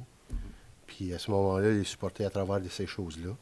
Puis s'ils ont besoin de l'aide à faire des applications de grant, puis des choses capitales, à ce moment-là, on peut être là pour le supporter aussi. Mais c'est juste que je pense que la gérance, puis je vais appeler l'appartenance, le ownership, à ce moment-là, ces groupes-là doivent les prendre. Fait que moi, c'est ça que j'ai pu comprendre la dernière fois qu'on jasait. Fait que je sais pas, je vais ouvrir le plancher à vous autres, qu'est-ce que vous pensez, puis à ce moment-là, on peut en discuter. Moi, j'aimerais ça savoir aussi les offres, là, qu'est-ce qui va arriver là, avant de mettre les... Oui, puis je suis prêt à dire, comme cette année, c'est budgété, puis c'est là, puis on touche pas ça, je pense. C'est plus pour l'année d'après. À ce moment-là, faut adopter une différente philosophie, ou on reste ça de même. Ça va être nous autres qui va décider ça. Je ne sais pas si l'administration veut rajouter là-dessus, mais M. Lafrance ou M. Leroux. Je pense de notre côté, c'est juste de confirmer que, évidemment, on veut travailler avec le public. On veut qu'ils prennent ownership des salles, qu'ils continuent, si la communauté, c'est le désir de le faire. If the community wants the community halls and, they're looking for a helping hand as far as operational costs go every year, I think that's something they could present to council to have that discussion. We know the operational costs are already in the budget. From an administration perspective, it's always been the future capital costs. So as long as we know that January 1st, 2026, the halls, we're not going to be taking bookings for 2026. In our mind, the halls are either being transferred to the community, or if they're not being transferred to the community because there's no willingness to take them over, then it'll just be disposable of land, and we'll go through that process. But I think we'll do everything in our part to provide information to anybody who's looking at entertaining, at possibly taking over the ownership. I mean, as far as a community organization, I'm not looking to sell the building for $500,000 to community, or, here's $1. You're taking ownership, and there we go. Now, as Mr. Mayor said, we have to make sure that they're well educated on what that implies, because there's going to be significant costs with these buildings going down the road. So, But again, I think it's just well, I'll let the questions. Oui, M. Lalonde. M. Leroux vient de dire 1er janvier. Moi, personnellement, je préférerais 1er septembre. Pourquoi? Parce que dès mois de septembre, l'année prochaine, on va être assis ici, puis on va planifier le budget pour 2026. Si on attend jusqu'au 1er janvier, on va avoir des débats budgétaires sans avoir eu une décision finale ou des actions finales sur les salles communautaires. Fait que, avec le 1er septembre, ça donne quand même quoi, 9 mois, presque 10 mois, là, parce qu'on est avec le 6, le 8, le 9, je ne sais plus. Le 9. Au mes jours dernièrement. Moi, personnellement, je préférerais le 1er septembre parce que ça donne une vision claire, nette et précise à la communauté. Voici la date, puis c'est sérieux. On fait juste enlever 2 mois ou 3 mois, là, parce que, comme je vous dis, on n'est même pas la mi-décembre. Je ne sais pas qu'est-ce que vous en pensez. Moi, je pense qu'à ce moment-là, on va avoir I think we'll have the pulse of the community by September, and we'll know where they're headed. S'ils sont sérieux, je pense on va le savoir par septembre. Puis on va gérer les salles. Mettons, je viens de dire, si ça arrive que, mettons, il y en a un qu'il n'y a aucun groupe qui arrive, on va les gérer jusqu'au mois de décembre, ça va finir là. Mais encore là, je fais qu'un vote, là. Je fais assez gérer la discussion, là. Fait que... Moi, si je peux ajouter, je pense qu'on a vraiment besoin de l'administration là-dedans parce que, tu sais, il y a tout le côté légal, il y a tout le côté transfert, il y a tout le côté responsabilité. Fait que, tu sais, si l'administration nous dit qu'ils sont capables de nous accompagner dans l'accompagnement de la communauté puis l'éducation de la communauté pour arriver avec vraiment comme les bonnes étapes. Je pense que septembre, c'est réaliste autant que décembre parce que comme vous dites, on va être occupé avec les budgets puis tout ça rendu passé le mois de septembre. Donc, c'est possible peut-être septembre, mais il faut vraiment faire sûr qu'il y a une planification du côté administration pour faire ce lien-là, pour faire sûr qu'on ne fait pas de fausses promesses ou qu'on fait pas de, tu sais, qu'on dit les bonnes informations aussi, là. Oui, M. Leroux. Suggestion. De notre côté, opération, dans le budget, on l'a mis pour l'année au complet. Ça étant dit, if the wish of council is, on va dire, le 1er septembre, on peut juste faire certain, la deal n'est pas obligée de fait pour le 1er septembre, mais côté de gestion, we won't book anything September, October, November, December. Si on sait que c'est ça, là, M. Lafrance peut peut-être parler. Ma compréhension, je crois que le groupe communautaire de Saint-Albert aimerait ça avoir une dernière 31 décembre l'année prochaine. C'est ça le cas, mais c'est juste de savoir. Je veux dire, nous autres, on est ouverts à la direction de conseil, là, mais je viens de dire, si on a une date précise, là, on le sait, ben, book pas passer cette date-là. C'est aussi simple que ça. I'd rather December at the end of this, like January 1st type of thing of 2026. That'd be my preference. Gives as much time to our groups to get organized as possible and to really understand what's the impact and how we best can support all this stuff. That's the most important thing. I think the handoff needs to be smooth. The transition needs to be comprehensible, and they need to know how we're going to support them going forward, how we're going to be there for them on a financial side. All that stuff needs to be properly understood so that they know what they're getting into and we know. So I don't think the 3 months is going to be that big of a difference because, again, this is a long-term solution. So, d'après moi, le 3 mois, c'est pas une différence, mais encore là, c'est tout le monde ici qui va décider ça, là. Moi, je suis peut-être pas fait comme les autres, mais je trouve qu'en mettant une date de même, là, puis je suis bien d'accord là, qu'on n'a pas d'affaire à mettre du capital et tout ça. Mais en mettant une dalle, c'était un peu comme à côté les gens au pied du mur aussi, là. Mm-hmm. Puis j'aimerais bien ça savoir avant exactement qu'est-ce qui va leur être présenté. Parce que c'est des gens qui ont bâti puis ils ont grandi avec ça, là. Hein? Mm-hmm. Il y a de l'émotionnel là-dedans, c'est sûr. C'est ça. Puis c'est ça. Moi, je suis plus ou moins d'accord avec une date, mais je suis bien d'accord, il faut que les gens s'organisent pour la faire. Oui, M. Lafrance, OK. On peut s'engager à continuer à prendre des réservations jusqu'à la fin de l'année, mais on peut dire en tant qu'administration qu'on arrive avec des options et des plans le 1er septembre pour préparer vos décisions budgétaires pour 2026. Je pense que ça, c'est raisonnable, ça.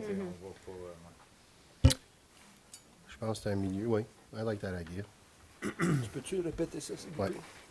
Donc, nous, on s'engage en tant d'administration par le 1er septembre. Vous arrivez avec des options après avoir des discussions avec le public. Mais on continue à prendre des réservations jusqu'à la fin de l'année. Mm-hmm. Donc, le groupe communautaire doit venir, mettons, septembre, octobre, puis plus ou moins dire, OK, on est on board, puis on va prendre la gestion. Parce que là, si ça arrive, mettons, en septembre, début septembre, mais là, ça nous aide à savoir qu'il faut on investit un 50, un 75 dans ce centre-là pour aider cet organisme-là. Tandis que s'il n'y a pas personne qui lève la main, mais c'est fermé, bien, on sait qu'on n'investira pas d'argent. OK. Monsieur Maire? C'est pas une méchante idée. Oui, je pense de notre côté, je comprends M. Mainville, c'est quoi ça l'implique.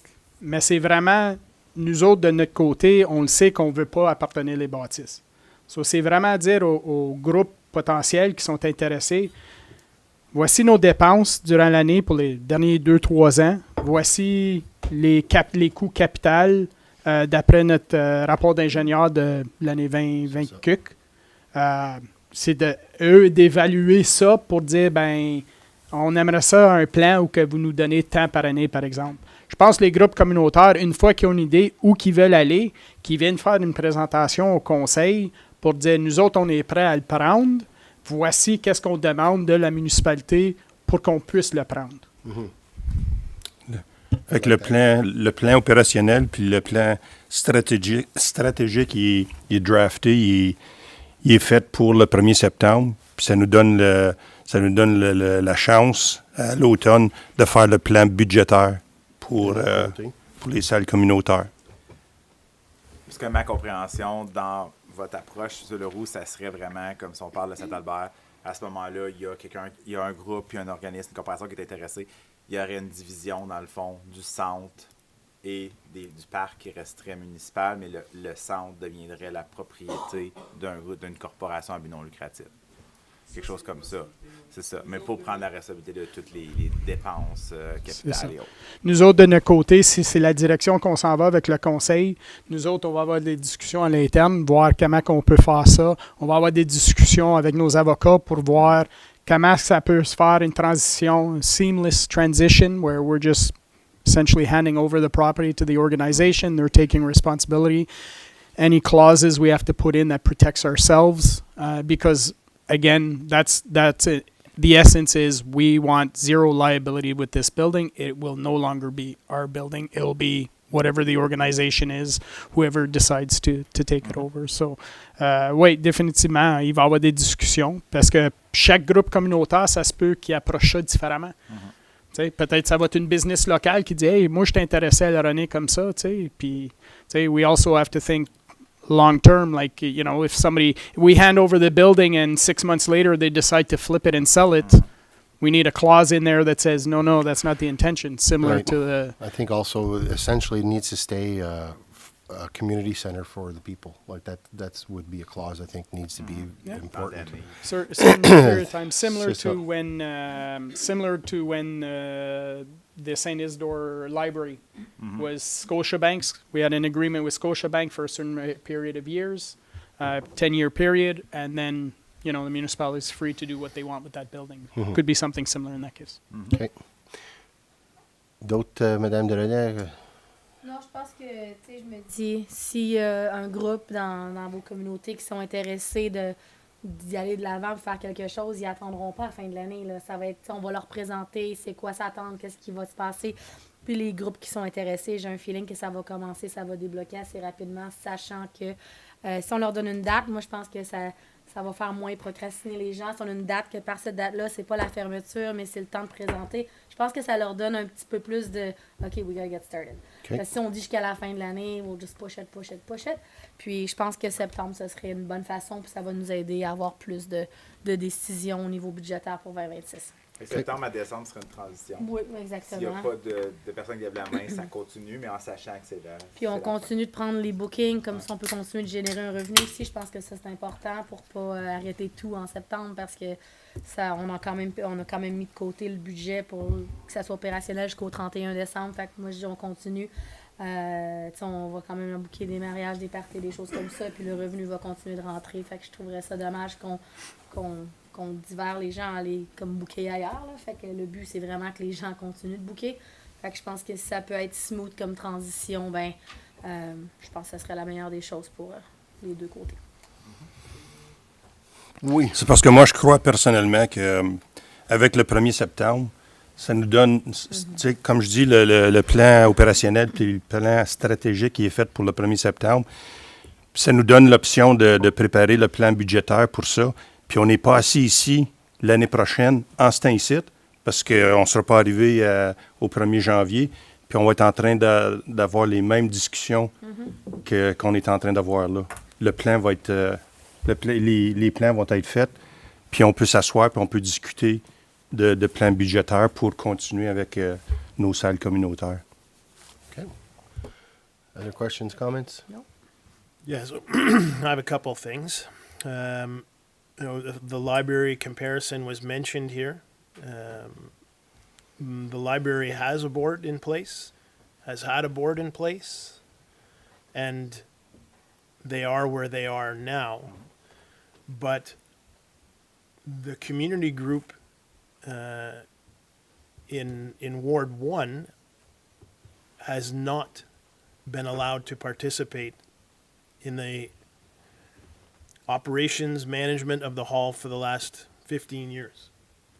They've been pleading to be allowed in to the conversation, to have some say in the upkeep and the maintenance of the building, and have been shut out. A year ago, we had a presentation here from Mr. Thibault, I believe it was, who spoke of North Stormont and how things worked there, and that there was a very heavy volunteer presence, we'll say, in the running of their halls. There is some paid time there, but the volunteers are heavily involved. And we all agreed that sounded like a really good thing, and it went nowhere.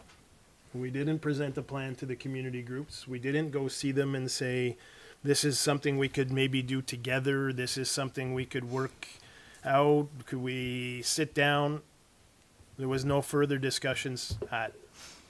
And then November 6th, out of the blue,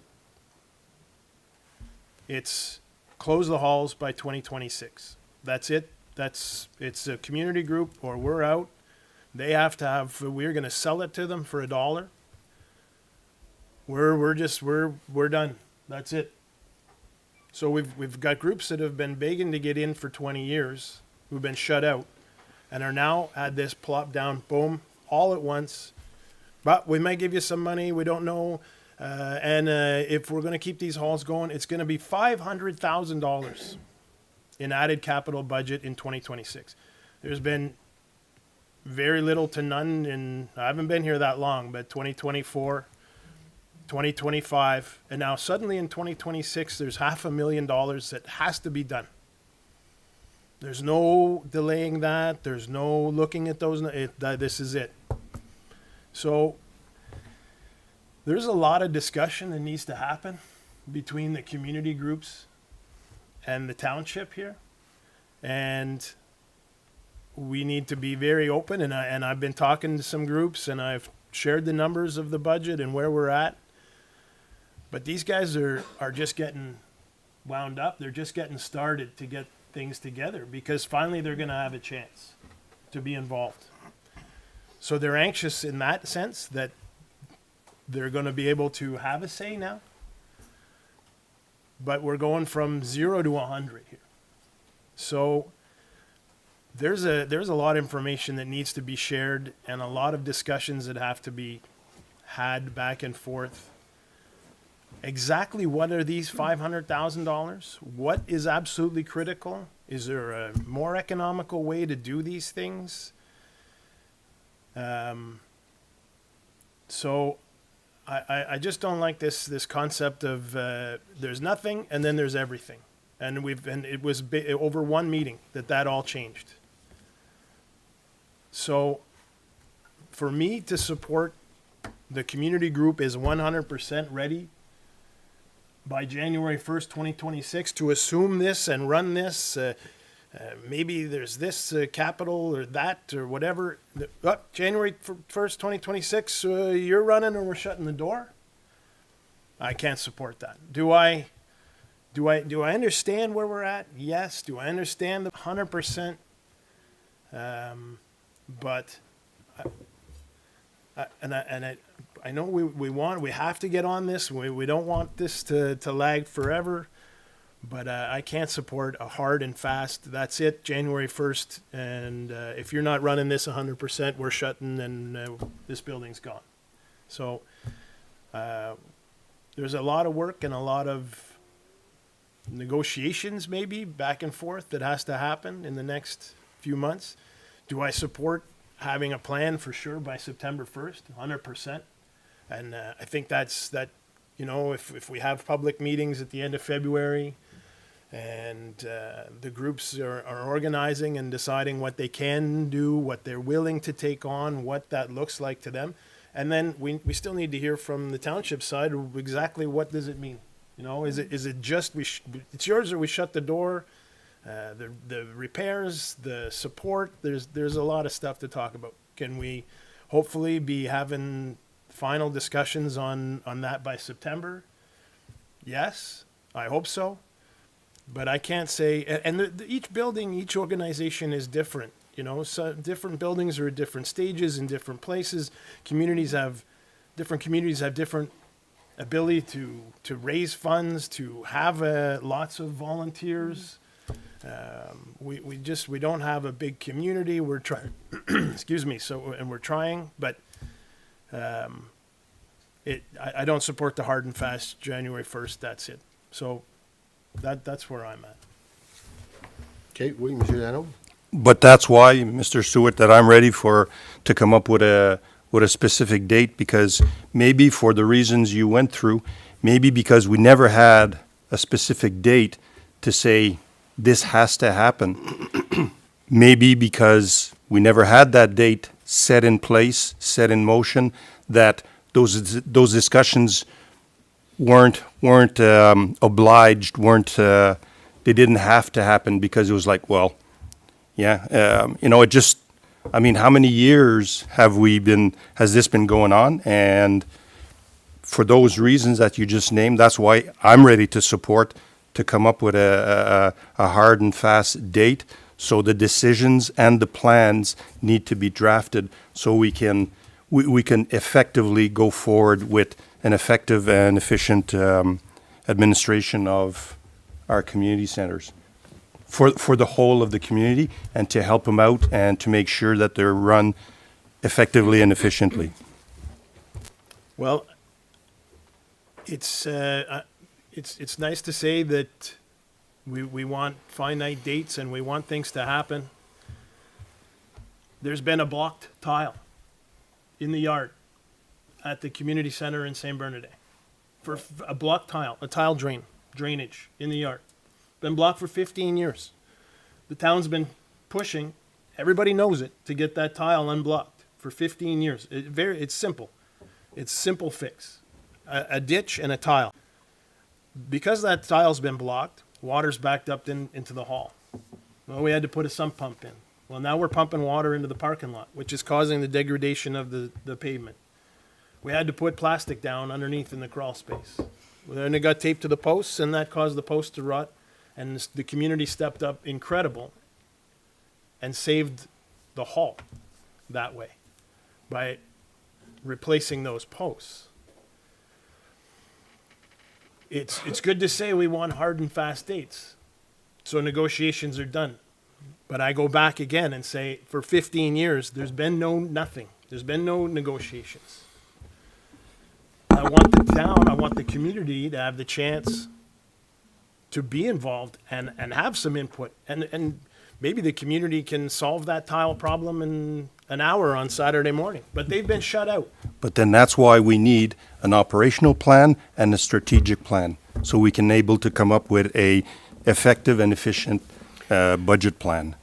And until we have those plans, we're going to end up with, we're going to be talking about block tiles that have been blocked for the last 15 years, and so on and so forth. There's been a leak in this roof for the last 18 years. There's been an electrical problem in this room for the last 22 years. Okay. Now, Then bring a plan, bring those plans to the community, and then they can sit down and have that information, and we can go from there. We're ready to sit down with the community and draft those plans, both those plans with the community for 1 September. The community, we're asking the local community to sit down and help draft those plans. That's what isn't that what we're asking? If you don't agree to these plans, we're shutting the door January 1st. They have to come up with the plan. I'm not situating the estimate. I didn't draft the plan. Let them sit down and come up with the plan that they're willing to take on. I'm not inventing a plan. I'm asking them to sit down and come up with those plans. So from what I understand, it's the timeline that you're having issues with. Is that the thing? Like if we gave them, I'm not suggesting this, but I'm just saying if it wasn't a year and we said it's 18 months, is that more digestible? That's not what I'm suggesting, but I mean, the timeline is the timeline. We're slipping into budgets of the following year, you know, and so I get the idea that we need to know for the end of 225 what that spending is going to look like for 226. Yeah, well, then I guess, you know, hopefully by then we'd know exactly how much or what is in the $500,000 right, and absolutely I think has to be spent. that's exactly what administration is suggesting, is that they really know everything involved. And like you said, from our perspective, maybe it was something that was $15,000 and they could have did it for $50. And if that's the case, then great, take ownership and fix it for your $50. You know, That's the thing. They've been trying, Yeah. and they've been shut out. So, But this I is what think this they is years understand. about. They understand the fiscal constraints. They understand that the community has to be more involved in the hall. It's the 0 to 100 that I have a hard time with. We have to make sure that we're supporting and we're giving them as fair a shake as we can for this process to be successful. I just can't support saying if it's not 100% in place by January 1st, 2026, that's it. So that's where I'm at.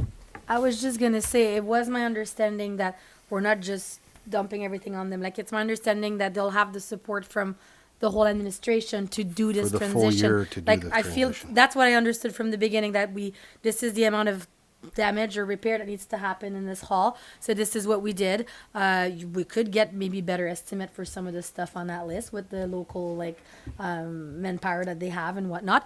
But in my mind is that we sit with them and we explain to them what needs to be done, and we give them guidance and how we've been doing it over the years and maybe what have worked well, what haven't.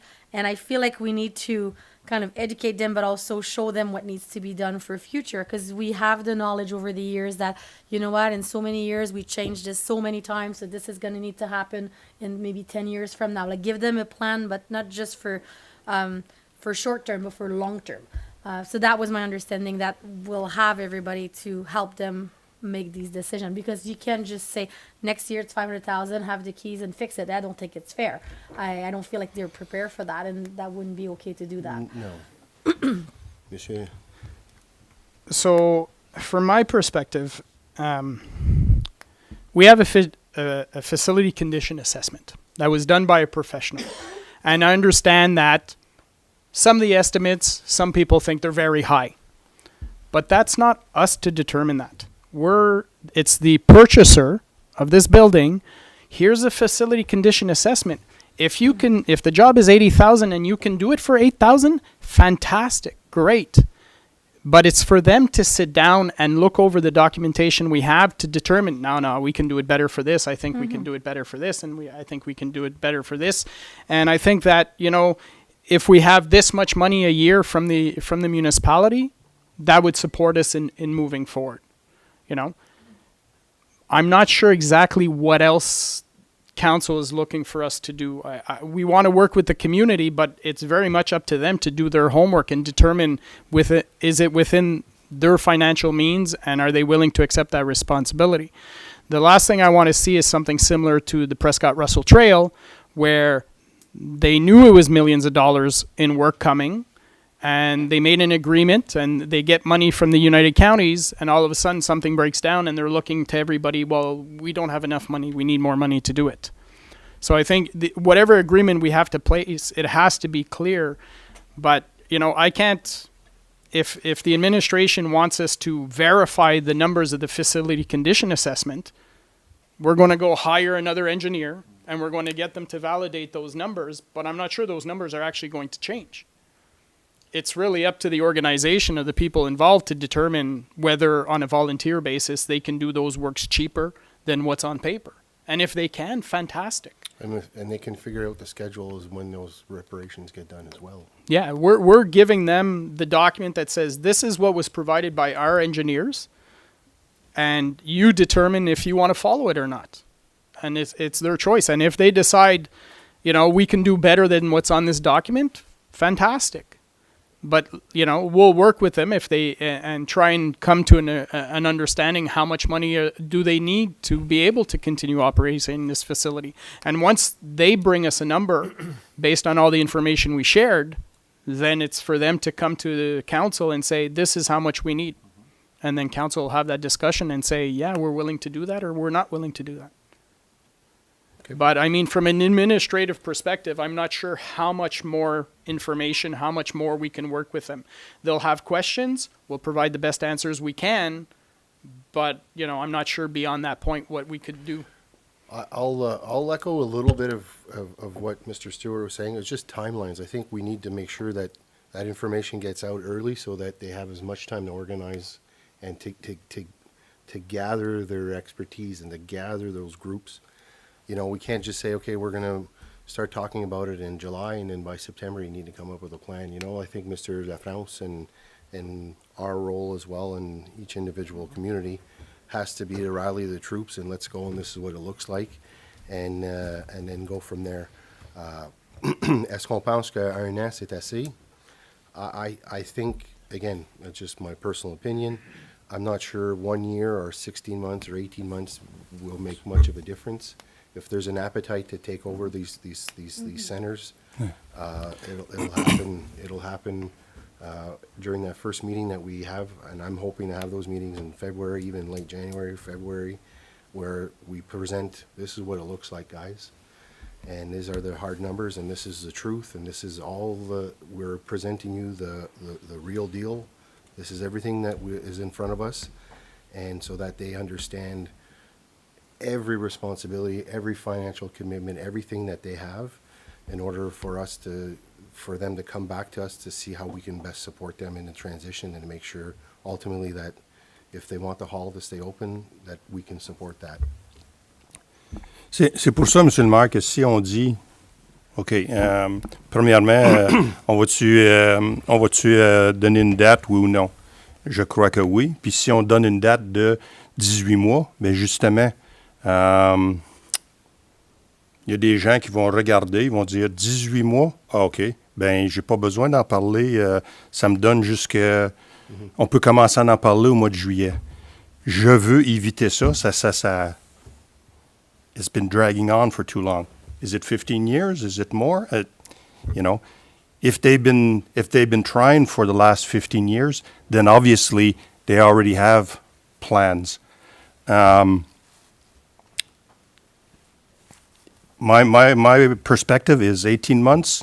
If we set a date 18 months, in 18 months, it's just too late. We're talking two budgets here. If we say 1 January, okay, I would prefer 1 September, but I'm not going to argue for 3 months. If we say 1 January, then 1 January, or no, not 1 January, 31 December. That sets the tone for we got to start talking about this January, February. We don't have to wait until July. Mm-hmm. It also sets the tone from our staffing perspective on how fast they got to get that out there. Exactement. Je pense que ça va nous donner, ça va leur donner une directive que c'est une priorité que les gens savent. La vérité, les chiffres, toutes ces choses-là, pour venir à bout de faire des décisions éclairées, puis de revenir ici, puis nous démontrer comment le Conseil puis la municipalité peut le supporter, y aller de la main. Mais faut pas qu'on ait... Excusez, faut pas mettre les gens au pied du mur, faut pas se mettre au pied du mur non plus. Mais faut quand même respecter, puis faut que les chiffres sortent, puis faut qu'il y ait du travail. S'il n'y en a pas de travail, puis ils veulent pas, qu'est-ce que je doute beaucoup, là, je ne penserais pas. Les gens, je pense qu'ils sont intéressés, mais faut être capable de donner les chiffres, puis être frais. C'est ça, très clair, puis très précis. Puis à ce moment-là, puis être très ouvert à comment est-ce qu'on peut les mieux supporter une fois que la transition est faite. Moi, j'aimerais mieux au moins janvier, mais ça, moi tout, je pense janvier, ça serait la date. 31 décembre. Any other comments or Well, I questions? just want to address a little bit here. Nobody's asking for another engineer's report to be done. But the message I get from there is that it's not necessarily the operations. The operations costs, that's okay. It's capital costs. and there's a number of 500,000 here.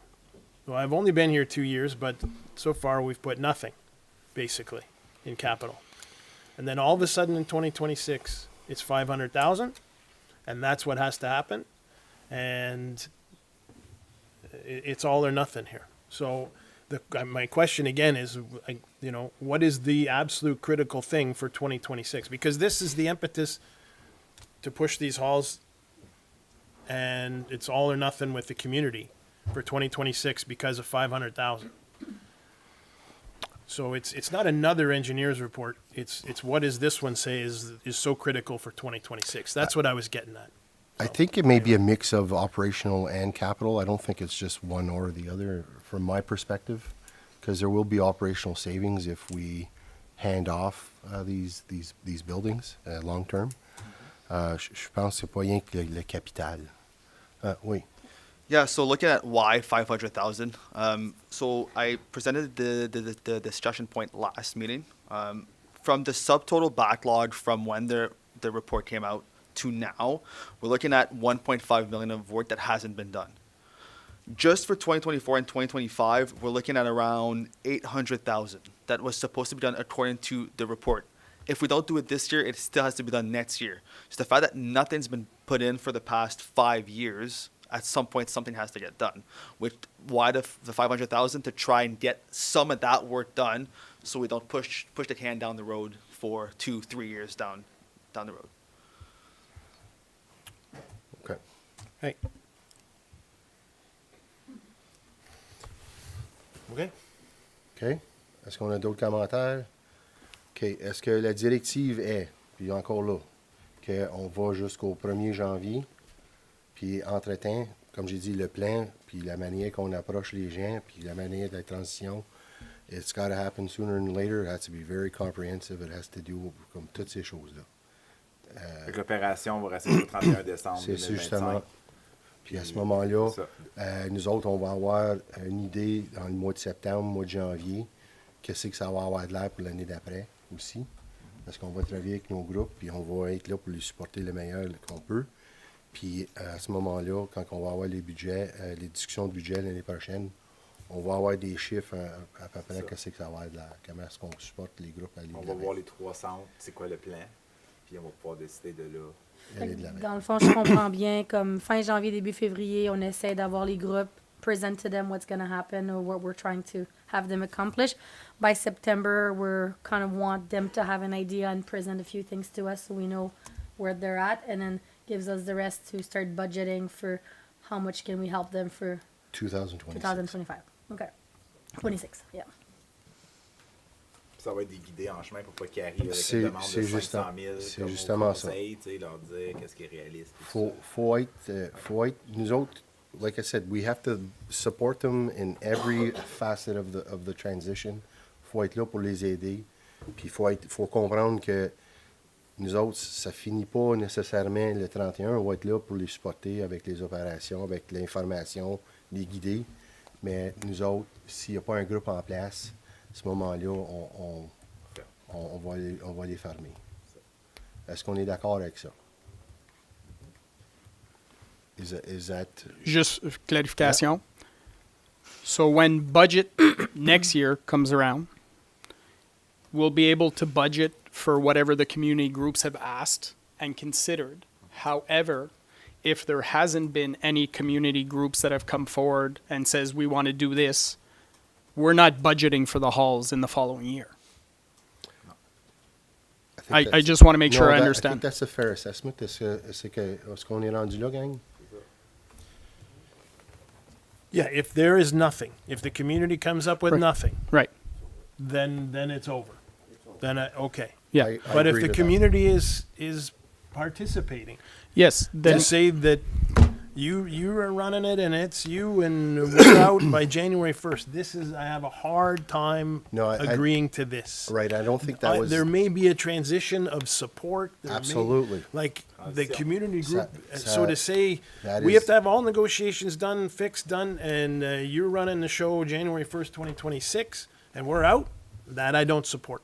No, I think... So I'm outvoted maybe, but I don't support that. So That's where I'm at. So if there's no participation, then we've done what we could do, and what more can we do? But it's going to be about the support and how that looks And going forward. Absolutely. And that's not, like I said, in the vision that we're talking about in the philosophy, it was never about not supporting them. It's to see it through, that they have a proper head start, and they really understand their roles and their responsibilities, and that how we can support them. I don't think necessarily here's the keys and we're out.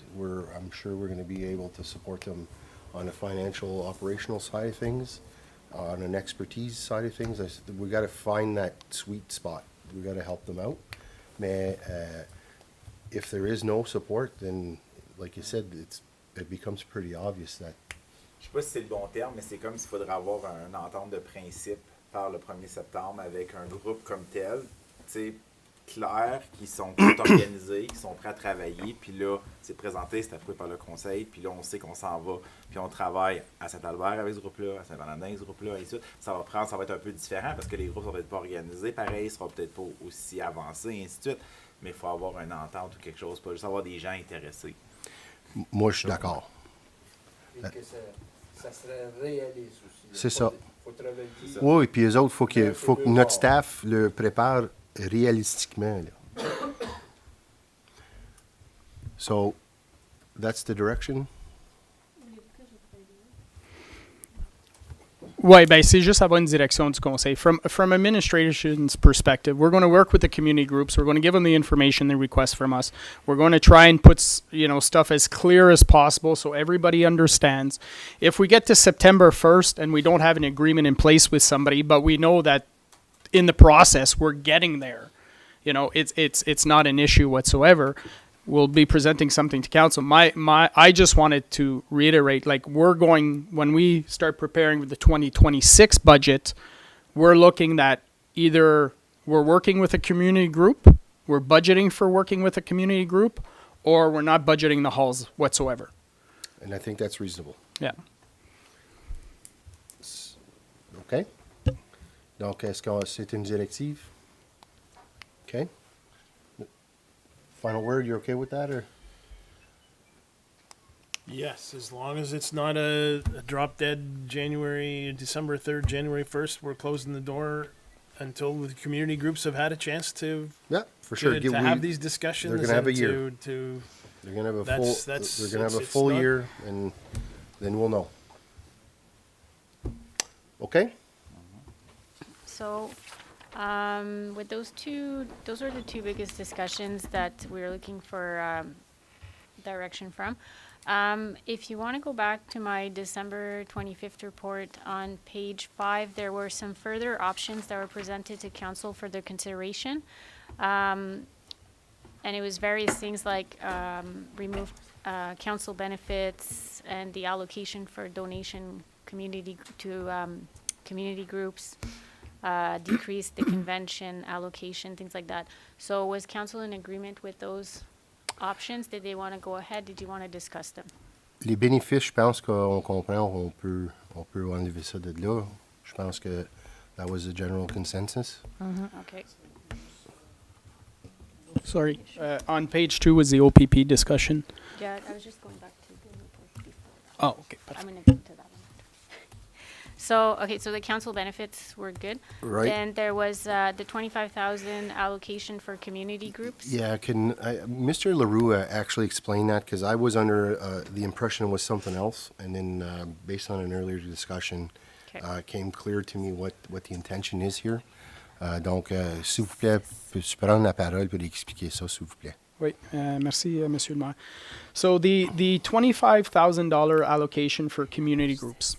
That was something similar to how we wanted to put an agreement in place with the library board to show the true costs of the library service, because a lot of those costs were hidden behind the scenes. The $25,000 was similar in regards to loss of potential revenue for the department.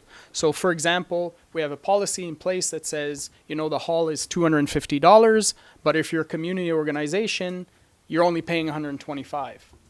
Well, we're not showing that $125 donation to the community anywhere. It's just sort of swallowed into the operational budget. So by having a line item of $25,000, that's when requests for hall rentals, reduction, that kind of stuff, somebody wants a field for free, whatever the case may be, then it would be presented to council, and council, similar to when you give in-kind cash donations, you would say, okay, yes, we support this activity, and we're taking it out of the $25,000. And it's basically just attributed, it's just so that the department is not losing that revenue. Right, it's just an internal accounting type thing. Yes. So I think at that point we can just leave it there. That's the idea. I would suggest you leave it there. If not, then what happens is similar to the request coming for later for the hall for the monthly rental. That was really to show that, you know, I don't know, somebody comes and says, well, you know, we're doing a charity event. We want the turf in the dome for free for a day. Council could decide, yeah, that's great, but that's a potential loss of revenue for the department. And so, you know, we want to help our community, but we want us to reflect how we're helping the community. So by saying, you know, is there a cost associated with it? There is a cost associated with it because our facilities cost something. So it's not that we're charging the residents or the community groups. We're just saying that, yes, we're willing to give you the hall for free, and it's an in-kind donation as opposed to a cash donation, or as opposed to not even showing that we're giving a donation. I think that complicates things. I think that's going to be, it's going to be a big back and forth debate every time somebody's looking for a discount on a hall, every seniors group, every community group. Yeah, well, this time we can take 125 off, next time the next group, and the next, we have policies in place for this now. To me, it's simpler just to keep it the way it is. So just to be clear, if we have a policy in place. So if it meets the policy, then it could be automatic if council wishes that, and it doesn't even come to council. It just keeps taking it out of this fund. But when it's something that comes out of the ordinary that it doesn't fit within our policy, then council has the ability to say, yes, we want to give that for free, without affecting the revenue of the department. Mm-hmm. So the amount of time we spent at council talking about this deal or whatever the word is, special price for this group, it's not going to change. That's going to be done internally by the policies that we're using already. Yeah, we can keep that policy in place, and if it'd be simple enough that once a month an Excel sheet or a chart would come by and says, these are the donations this month because they met the policy, and this is how much that's left in the $25,000 fund. So as you see things progressing, you know, at one point, will you max out your 25? I think the amount of 25,000 was pretty much in line how much we're giving free rentals, but we're not showing it anywhere. Okay. Okay, that makes sense. I'll chime in on that. So that the 25 is, so 3 times a year, a non-for-profit gets 80, it costs them 80-90 to rent a small hall compared to 250. So the 25,000 would be the difference from what a private rental would be for a non-profit. So we still charge them the same price, but then the recreation department doesn't lose that possible revenue if it's a private one. Right. And Just looking internal at accounting. festivals that we give away, looking at like the Festival de la Plume du Canard and all that, where it's all free rentals for the big festival, that's included in 25,000, and it's our true cost of giving away for 2024. Okay. Tout le monde est correct là-dessus? So my recommendation would be, we were taking it out. My recommendation would be to keep that $25,000 in. Okay. Okay. Are we decreasing 25 from somewhere else? Well, we already decreased the libraries by quite a bit, and and we're decreasing also the libraries is one that, and again, I think there may be discussions later on as well where else we're just So we had put $25,000 in the budget. Now we're saying in this draft we were suggesting that could be one potential place to cut. My suggestion is just don't cut it. keep it that way, so we show the true we show the true reflection of to the organizations. What's the value of us as a municipality giving to our organizations? Because sometimes the mentality out there in certain organizations sometimes is, well, the halls, just give it to us for free. It doesn't cost you anything. Yeah, but if I continuously give you the hall for free, you're getting a substantial amount of in-kind donation. So we just want to track this to be able to show that. Yeah, and that actually makes sense, and it'll be good, I think, to be able to show the community groups exactly. I think that's all good.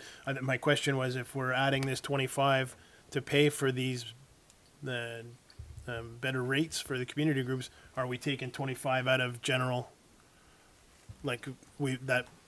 So that 25 was already being paid out of somewhere. Right. I think they're just going to come back with all what we're discussing tonight, and then it'll shake out differently. Okay. Yeah, currently the 25,000 was not showing anywhere in the past. So it was sort of absorbed, in by the department. So now in the first draft of the budget, we increased 25,000. It's an internal transfer just to show the true cost. The impact is $3.96, but there's going to be other changes in the budget. So it's just making sure that council's okay with that $25,000 being there. Okay. Maintenant, So the next one was une réduction pour l'allocation pour les conventions de 15 000 pour le Conseil. Est-ce que le Conseil est en accord avec ça ou vous vouliez garder le 15 000 de plus dans le budget? à ce moment-là, c'est quoi le budget présentement qu'on a pour les conventions, puis c'est quoi l'impact que ça va avoir sur nous autres? OK, je vais vous dire ça.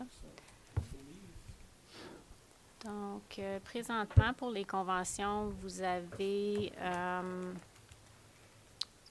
attendez. Vous avez 15 000 pour Convention and Seminars en 2025.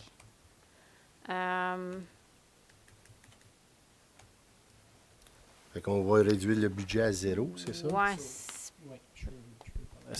So, essentially, because it's a very difficult year, we're saying that basically there's no conventions for members of council this year. Mr. Mayor, you get an allocation from the United Counties. So if we have delegations, that kind of stuff, you're able to attend. But members of council, there won't be any funds for a convention this year. That's one suggestion, but if you want to keep it in there, that's completely your choice. We were just trying to bring options where we could potentially reduce the budget.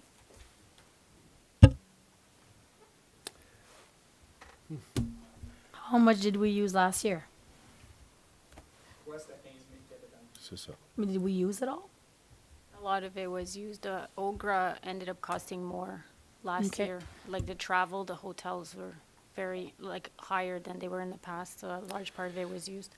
I'll be honest with you, being here for as long as I have, there's true value in those conventions. I would be remiss to remove that from the team here, because we always walk away with good ideas and things that we can absorb from other municipalities. But again, c'est pas moi, c'est vraiment à eux autres de décider. Parce que, comme j'ai dit, il y a de la valeur à aller ces conventions-là. Je pense juste le temps passé avec les autres conseillers, puis quand tu vois des séminaires, ces choses-là, des fois tu peux ramener une différente perspective, une différente... il y a de la valeur là, mais encore, c'est vous autres qui vont décider. Moi, ça me fait rien, mais vous me connaissez, je ne suis pas un gars gêné. Mais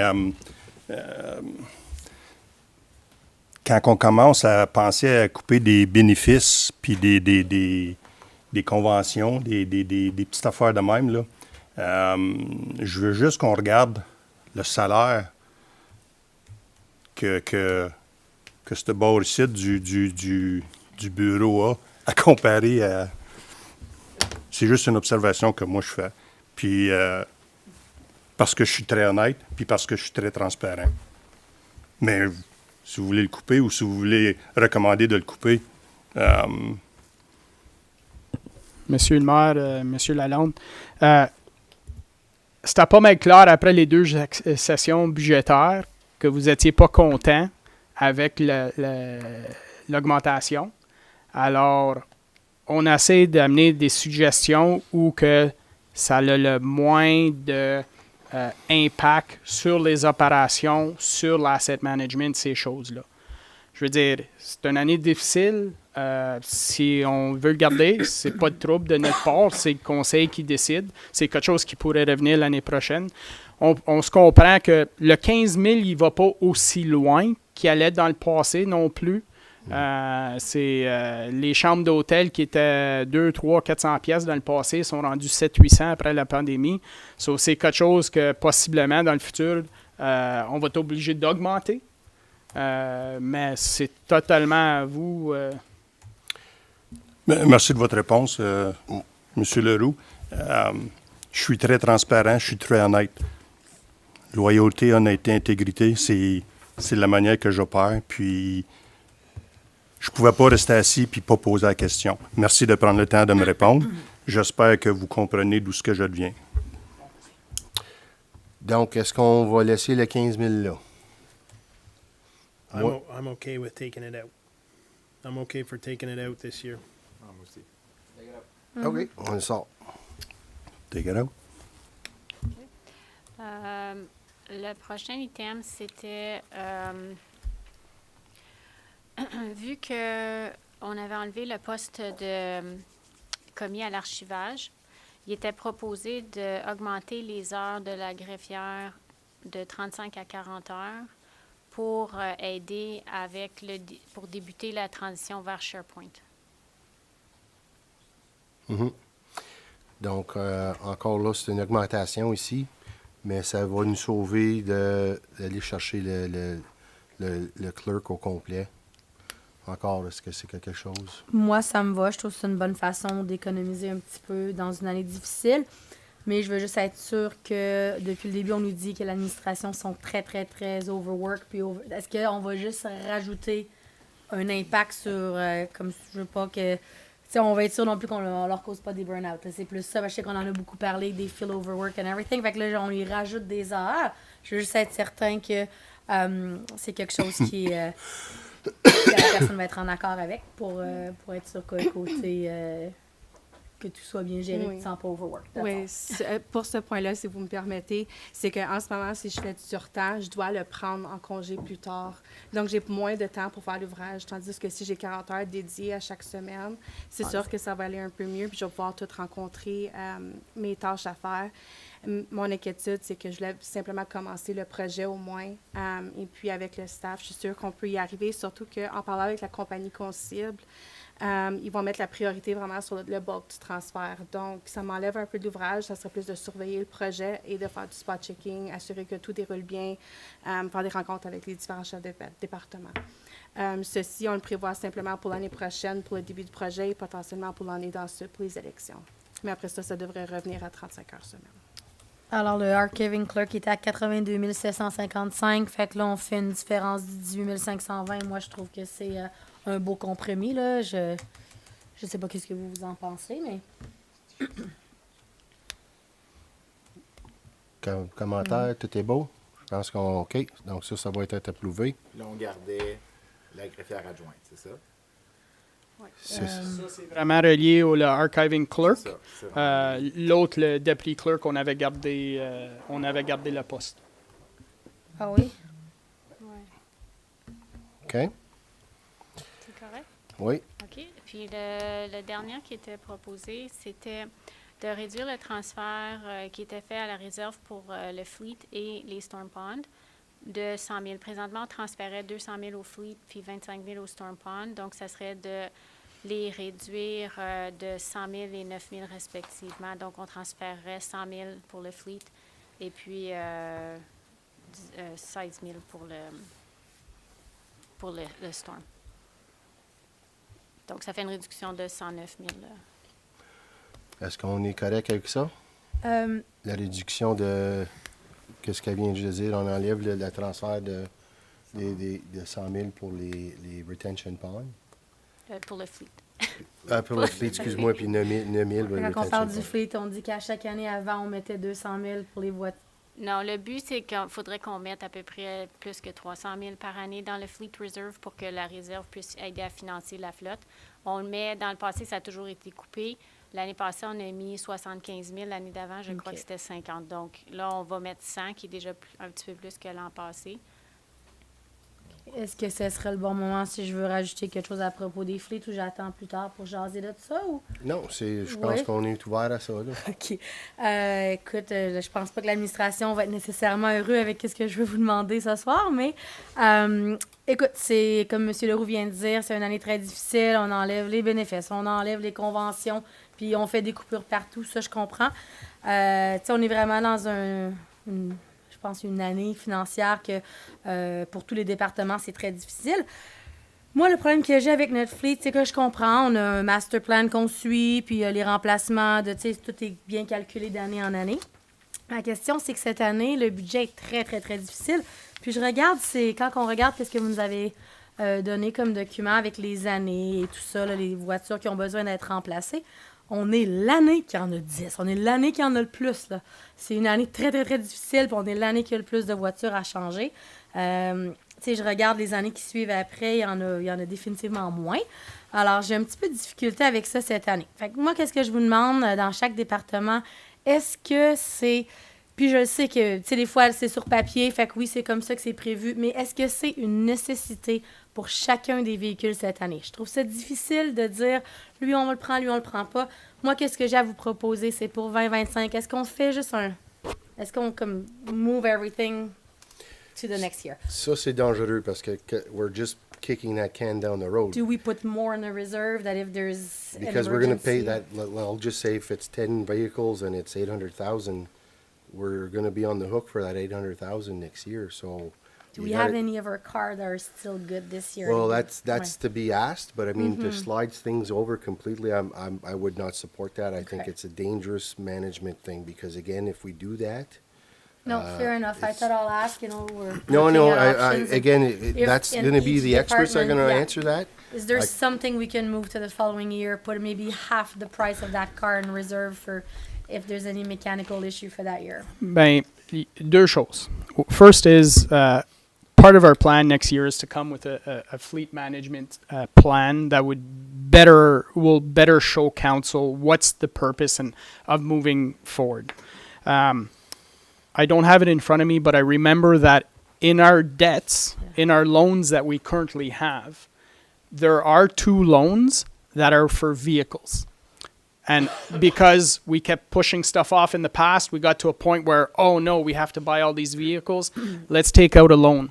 So we actually have loans for vehicles that we're probably looking at replacing right now that we still have to pay. So in fleet management, what you want is there's a sweet spot there. As far as if I sell the vehicle this year, for example, I will get the most for the money possible. So the trade-in value, if you will, or the selling value is the best opportune time. If I push it back a year, I might lose 20, 30, 40% of what that value.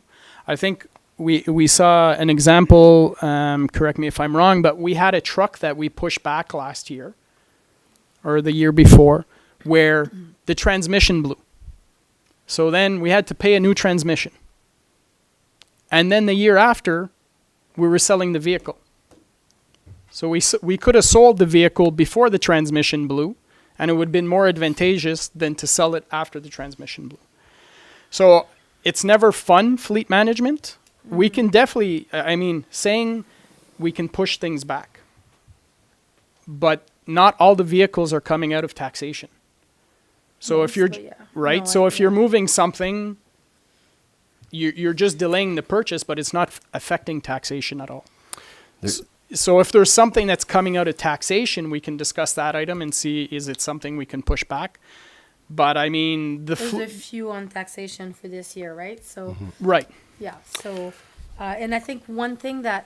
I don't know if I saw it on the new report. Did we remove the SUV from? We did, right, Nadia? We removed the SUV from the recreation, right?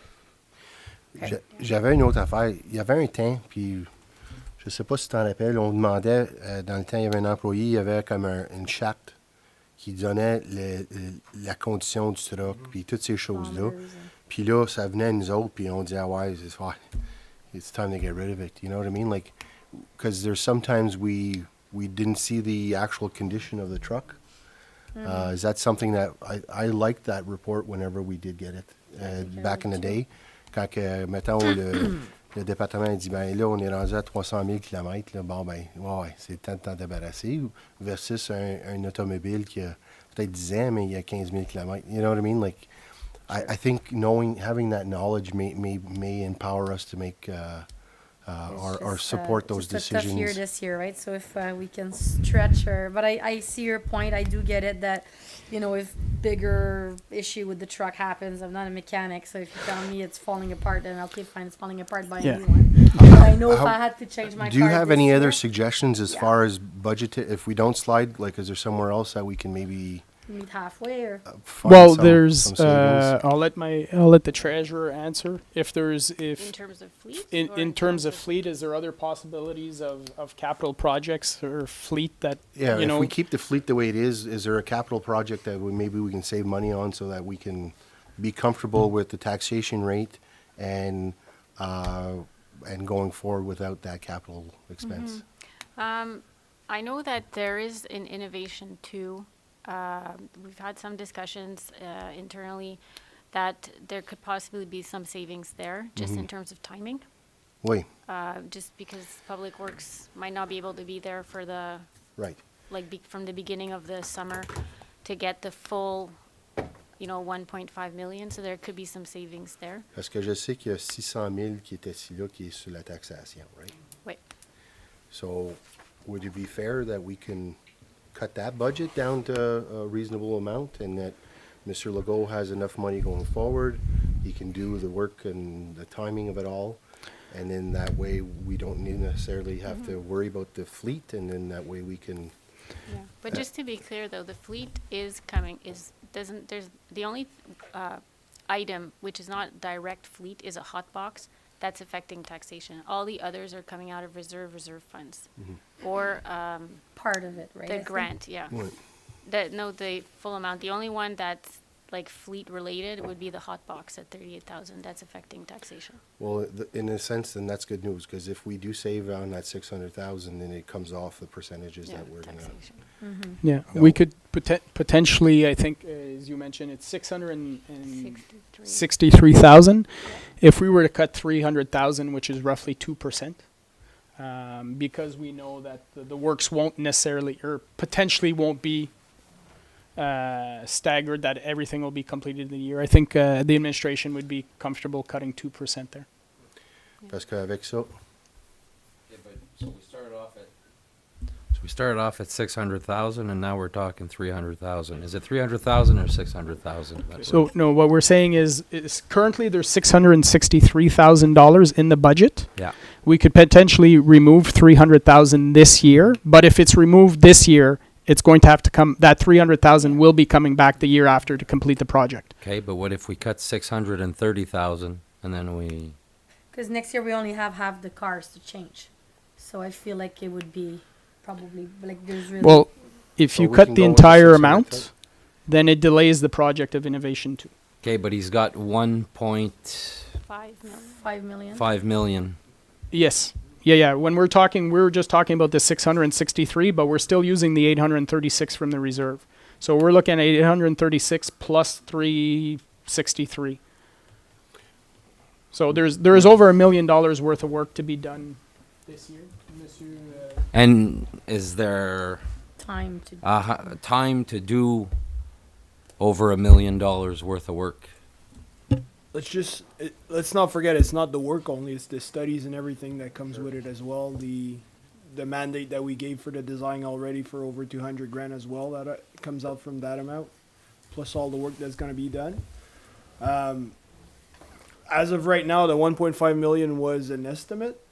If we bring it down to 1.2 for this year, it's still an estimate.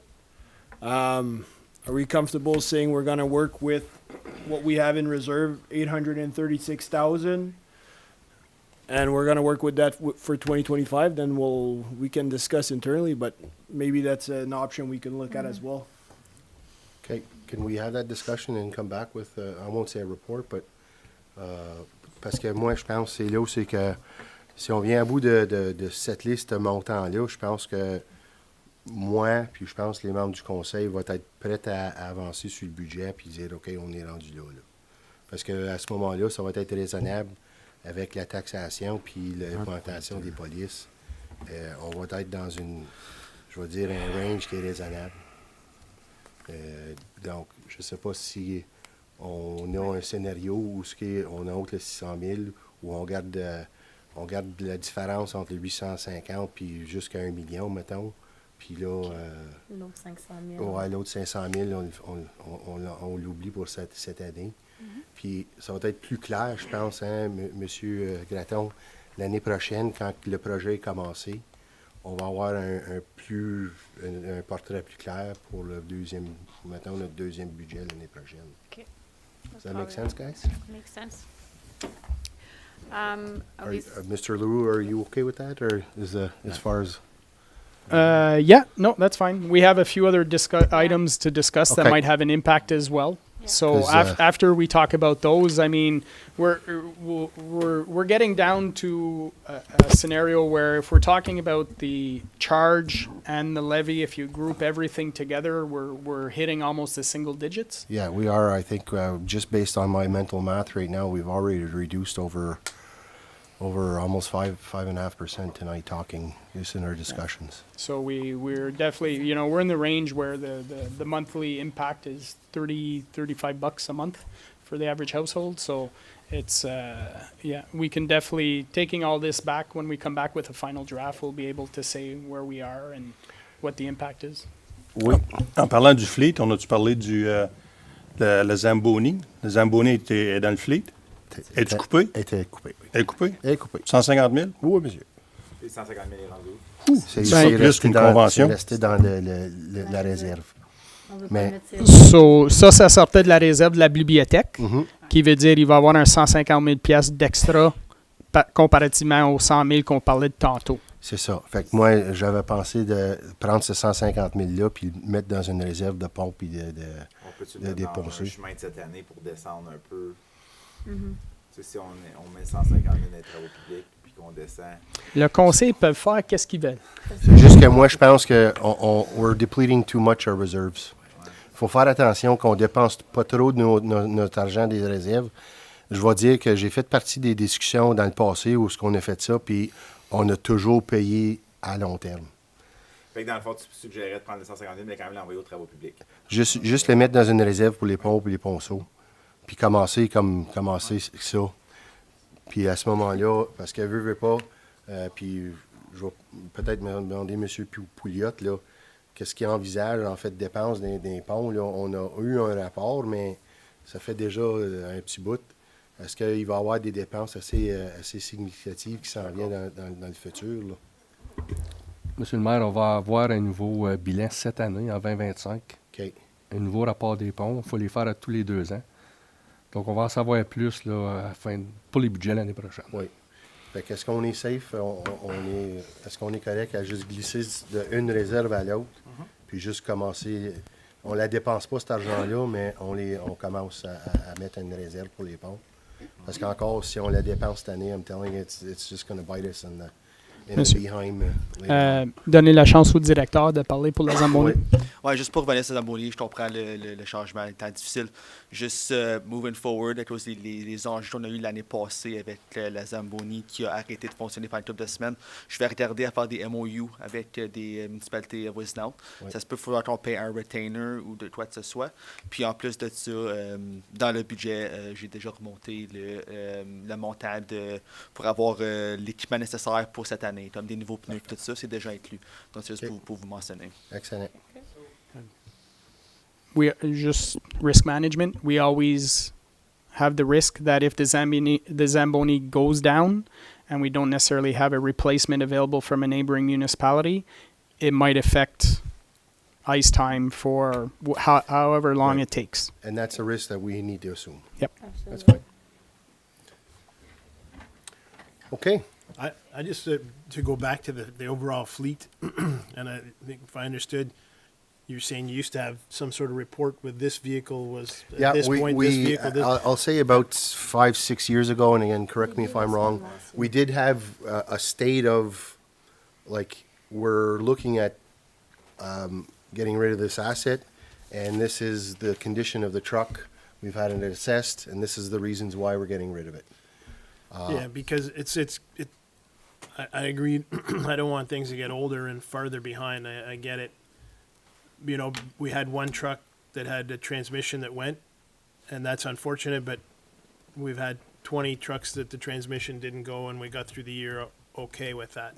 I would like to buy a new truck this year because my transmission might go, but I can't do it this year.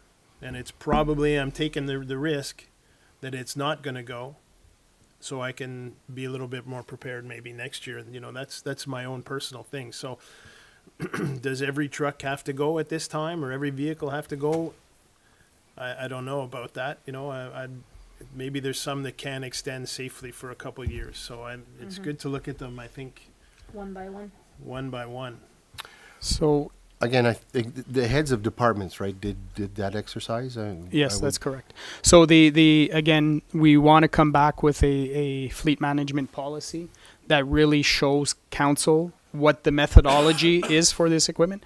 You know, it used to be you hit, I don't know, 200,000 kilometers and you got to switch the vehicle, for example. But 200,000 kilometers can be done in 3 years with public works, right?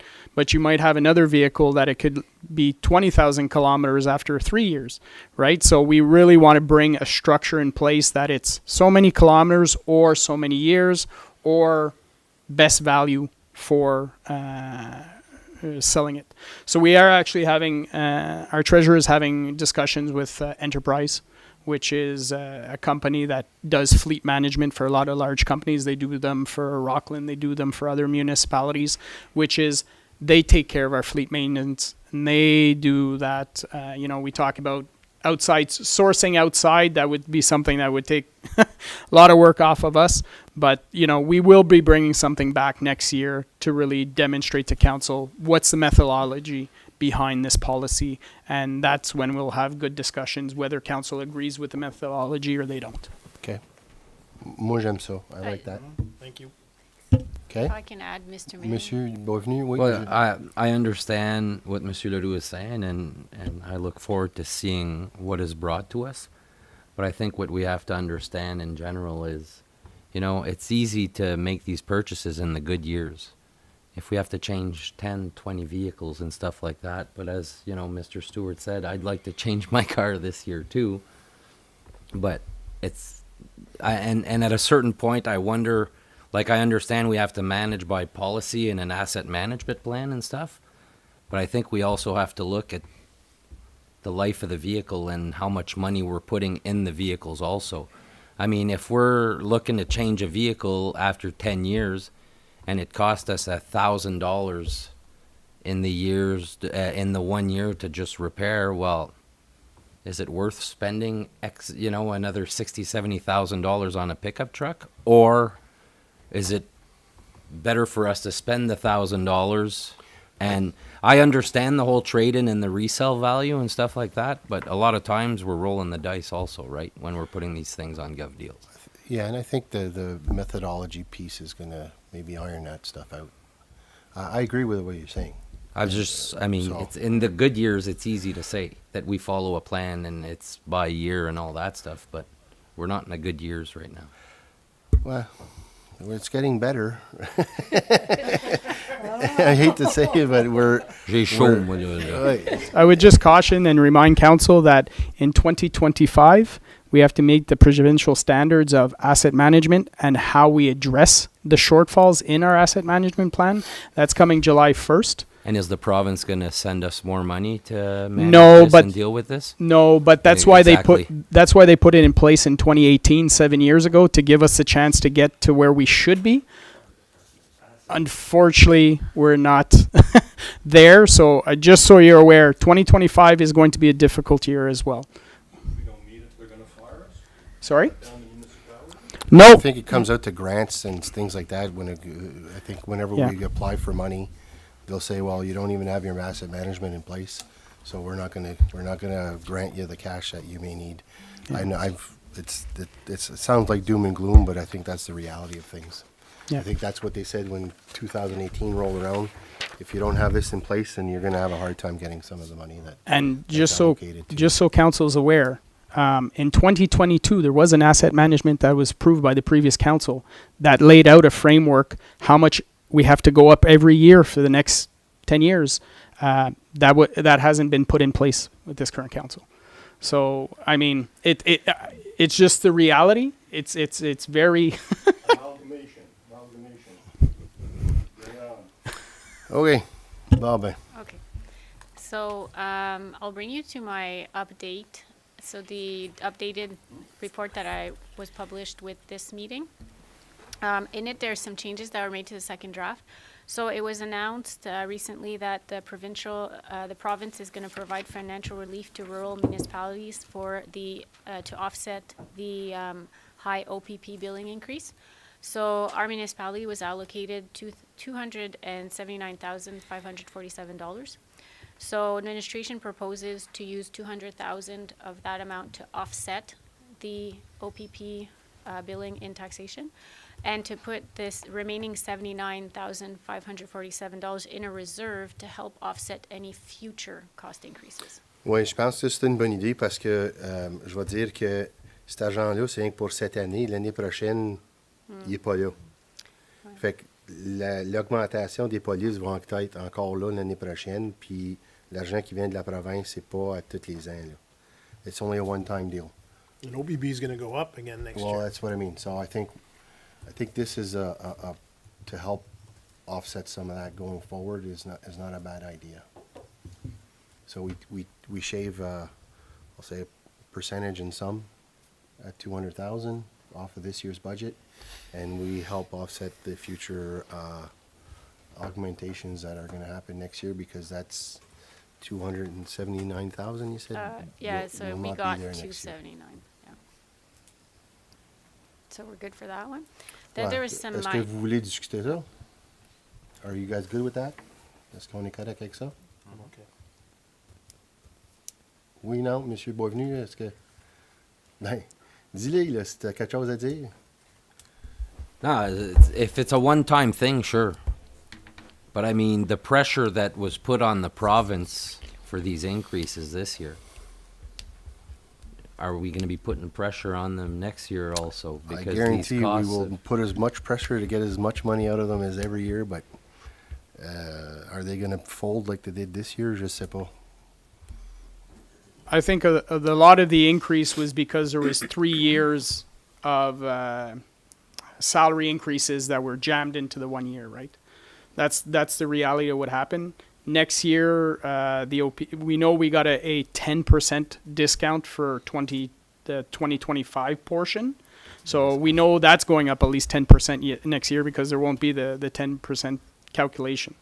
So, it's that's a provincial. If somebody asked me and wanted my opinion, I would say just upload all policing costs to the province, let them deal with it, and it's no longer a municipal responsibility. Yeah, I don't think that's going to happen. So, of course, we're going to put pressure, but is it going to yield? We don't have that guarantee. I think that's why it's maybe prudent. Ça va être prudent de mettre un peu d'argent pour aider les budgets de l'année prochaine. OK, je pense que c'est correct, ça. So there's two other small items causing increases. There was a correction to payroll expense for bylaw, and an increase in the maintenance cost of via rail crossings, which was about $10,000 increase. And then for recreation, there was the $50,000 payment for the Seguin-Bourg Park, which was an agreement that was signed a few months ago for the purchase of Seguin-Bourg Park, which was omitted from their budget. So the net of these changes is a decrease of $140,240. And then we've got some further considerations, which is the final point I have for tonight. So it was announced that the counties would allocate further funds to municipalities to help offset the cost of road rehabilitation. So the increase to our yearly allocation is estimated at $128,000, expected to be received in 2025, as well as a one-time refund of about $92,000 from a canceled a canceled program at the counties. So administration proposes the following options. They were detailed in the report. So one of them was to transfer the full amount to a reserve dedicated for bridges, or the other one was to transfer the full amount to offset road projects in the 2025 budget. And the third option is a hybrid of the two, so to transfer $128,000 to a reserve for bridges and use $92,000 to offset road projects in 2025. So that's open to council's discussion, and we're looking for guidance as to what council wants to do with that. Fait qu'on a un total de, c'est quoi, 200 000 à peu près de plus? Ouais, à peu près 200 000. Est-ce qu'on l'utilise cette année au complet pour baisser, je vais dire, le coût capital des chemins, ou on le coupe en deux, ou c'est encore là, je pense qu'on est ouvert à n'importe quelle suggestion. On vient juste de mettre 150 000 des ponts déjà. Is it necessary to put another 120 in that reserve? C'est vous autres, là. Oui. Moi, je veux juste vous donner un heads-up pour un pont. Il y a quelques ponts, soit dans la concession 15, concession 16. C'est des ponts qui vont coûter des millions, là. 2-3 millions à réparer d'ici quelques années. Donc, moi, je vous encourage beaucoup à essayer de monter vos réserves le plus possible pour que l'impact, quand on va arriver dans ces années-là, si vous avez un bon montant, mais au moins, ça va moins nous affecter dans nos budgets. Parce que notre pouvoir d'emprunt puis notre capitalisation, on a des problèmes, puis ça va continuer pour une couple d'années, ça, je crois. OK. Donc, je vous recommande Fait que ta recommandation, ça serait le 92 000. Plus le 128. Puis mettre le 128 dans les... Parce que c'est des structures qu'on ne pourra pas toucher, ça. OK. Donc, on l'a vu avec le pont de Touchette, comment que ça a monté vite. Hein. Donc, on peut juste imaginer, là, j'ai aucune idée. On va en savoir plus après notre inspection des ponts en 2025. C'est quoi notre time frame pour ça? Mais ça, on s'en met un peu à tous les ans. OK. Bien, quand on va arriver dans ces années-là, vous allez avoir un peu d'argent. En tout cas, c'est vous. OK. Fait que la suggestion est qu'on met 92 000 dans les chemins présents comme de cette année, puis on met 128 000 pour renflouer la réserve des ponts, qu'on a déjà 150 000 dedans. C'est ça? Are we good with that? Est-ce qu'on est bon avec ça? Just sorry. Yeah. Thinking and trying to listen at the same time. Can you just say that again? for Yeah, me? so Sorry. basically we're getting about on our road transfer from the counties, we're getting another 200,000 up and above of the 400,000 they'd be giving us every year. So that's a one-shot deal. And 120. Mr. Mayor, I heard that he wanted the whole 200,000 in the reserve. Yeah, I'm basing it off of her suggestion where she's okay. saying there's a 92,000 that is going into the Yeah, that was one option, the Right. hybrid option. But I do agree, just to echo Mr. Legault, our borrowing capacity is very thin right now. We have a lot of debt for water and sewer projects as well as the sports complex. And in the coming years, around the same years that the bridges will be due, we also have some major water and sewer projects coming up as well. So our borrowing capacity will not be available for bridges. It will only be available for water and sewer projects. So bridges will have to come from taxes. And if we're talking millions, that's a lot of percentage. So for in this year, taxes. we're actually taking 350,000, putting it in reserve. Yeah, so I would recommend putting the full 220 extra. That's like just a gift in a reserve, because I think it will pay off in future years when we won't be able to borrow, Okay. or may be able to borrow less. And just so the 128, we expect that every year now? No. No. It's a one-time shot, but I'm lobbying the counties to up that. I and with other mayors, we got to the point where this was a one-time deal, but I'm in discussions that we can raise that we can get 1% at counties to go back into that fund yearly, so that we can split that money up at our level. So 1% at the counties is 550,000, by the way. So, okay. My understanding was the 92 was a one-shot deal because that's a program that was terminated. The 128 is the fund itself that was increased, so that should be recurring every year. That being said, I very rarely have seen the mayors give back money once they had it, so I anticipate most likely the 128 will be recurring, or will continue going up if the mayors are able to go that route. I'm trying my damnedest. Okay. So are we looking at transferring the full 220? Est-ce qu'on est correct avec ça? We want to offset road projects. C'est beau? OK. Oui, donc le 220 000 au complet. Directement dans les pompes Ok, et parfait. les structures. Là. OK. Donc, pour nous, c'était les recommandations, les options qu'on avait déterminées. Est-ce que le conseil avait d'autres options qu'il voulait explorer pour qu'on regarde, ou est-ce que vous voulez qu'on revienne avec une troisième ébauche? Ben moi, honnêtement, après les discussions ce soir, là, je pense qu'on a réduit déjà au-delà de 5 peut-être même 6 là. C'était une bonne discussion. J'aimerais ça juste voir. I want to see the numbers after. Before we approve anything, I just want to see what that shakes out. Sure. So we'll come back with a third draft. Right. Est-ce qu'on est correct avec ça? Un troisième, puis à ce moment-là, on va être capable de voir comment qu'on a, à quel point qu'on a réduit ce soir. Ouais. À ce point-ci, si je comprends bien, là, on devrait être en bas du 10 Oui, facilement. Puis ça, c'est en ayant OPP séparé, c'est Non. ça? Avec OPP. Tout ensemble. OK. Si vous me permettez, Monsieur le maire, Puis, oui. est-ce que vous voulez qu'on ramène la troisième ébauche le 27 janvier ou est-ce qu'on peut le ramener plus de bonne heure? Mais ça va dire avoir une réunion spéciale. Monsieur. Je pense que s'il y a de la valeur à avoir une réunion spéciale, d'après moi, là. Oui, ma suggestion, ça serait to bring a third draft as soon as possible. That way council can say, yes, this is the direction we're going in.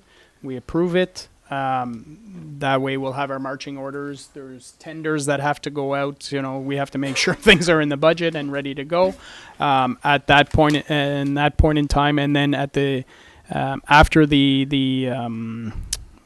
after that draft is presented and direction has been given and approved, then in the new year, that's when we'll come out with the full budget package. Right. You know. And I got to say that where we are now, based on, again, my mental math, we're right in line with all the other municipalities in our area. Je pense qu'on est vraiment, on est en autour des mêmes chiffres. Là. Donc, c'est juste pour, on est comme, je pense qu'on n'est pas loin d'être là. Okay. What are the dates you're not going to be here? I'm good for the rest of this week and next Monday. Okay. So my suggestion is it would be a virtual meeting. It would just be this one item on the agenda for a special meeting. So it's just you'll have it ahead of time. There won't be any surprises. It'll be really what the discussions were tonight. Here's the impact of all those discussions, you know, and looking for approval at that point in time. So.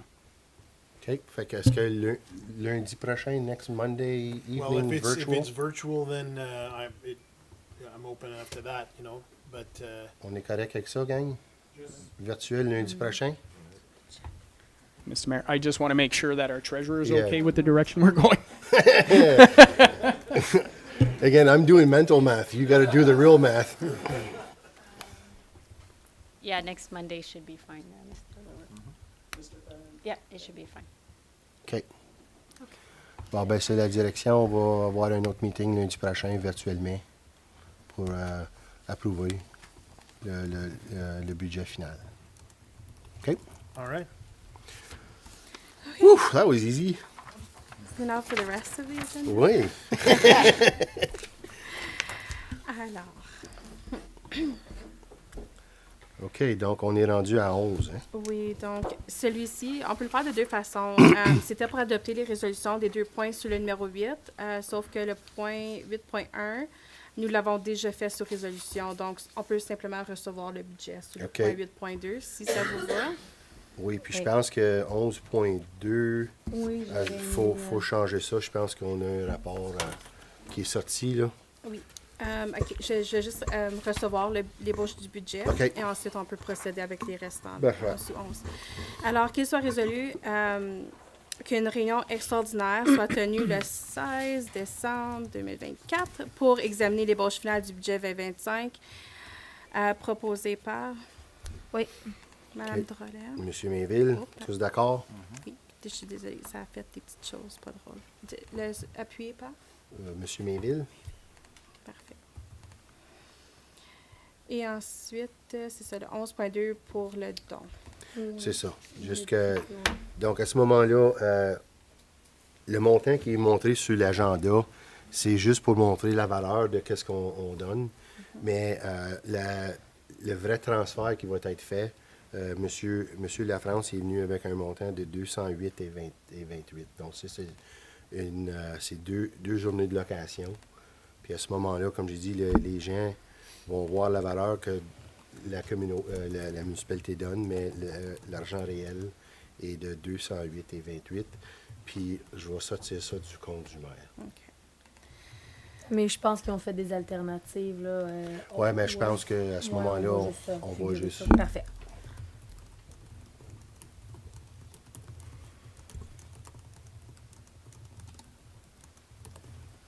Alors, be it resolved, the council, be it resolved that 208 et 28 will be taken from the mayor's donation account to cover the cost of the rental at the annex location.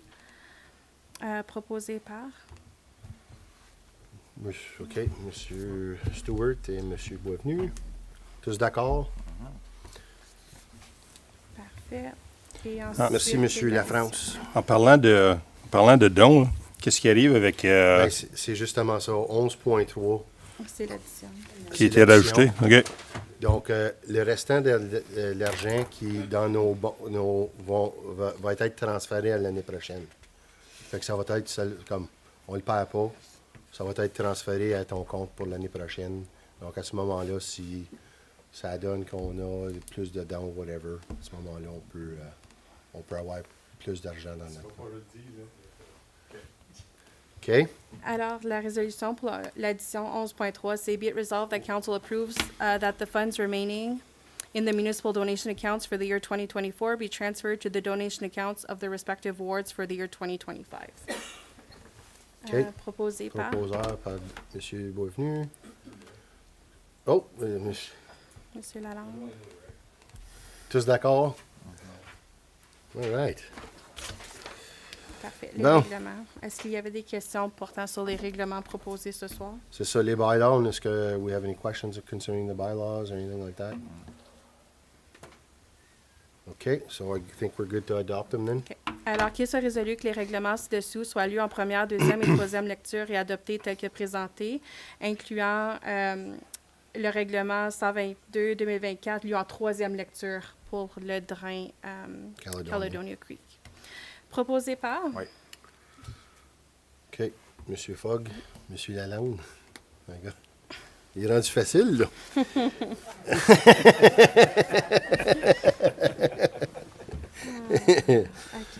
OK. Tous d'accord? OK, super. New business, non. OK, là, c'est le huis clos. On s'en va à huis clos? Oui. Alors, qu'il soit résolu que la présente assemblée soit ajournée à 19h49 pour une réunion à huis clos, conformément à la section 239. Elle a disparu. 239-2D, Labor Relations. Monsieur Lalonde, Monsieur Boisvenu. Monsieur Lalonde et Monsieur Boisvenu, juste un instant. Je vais vous mettre en...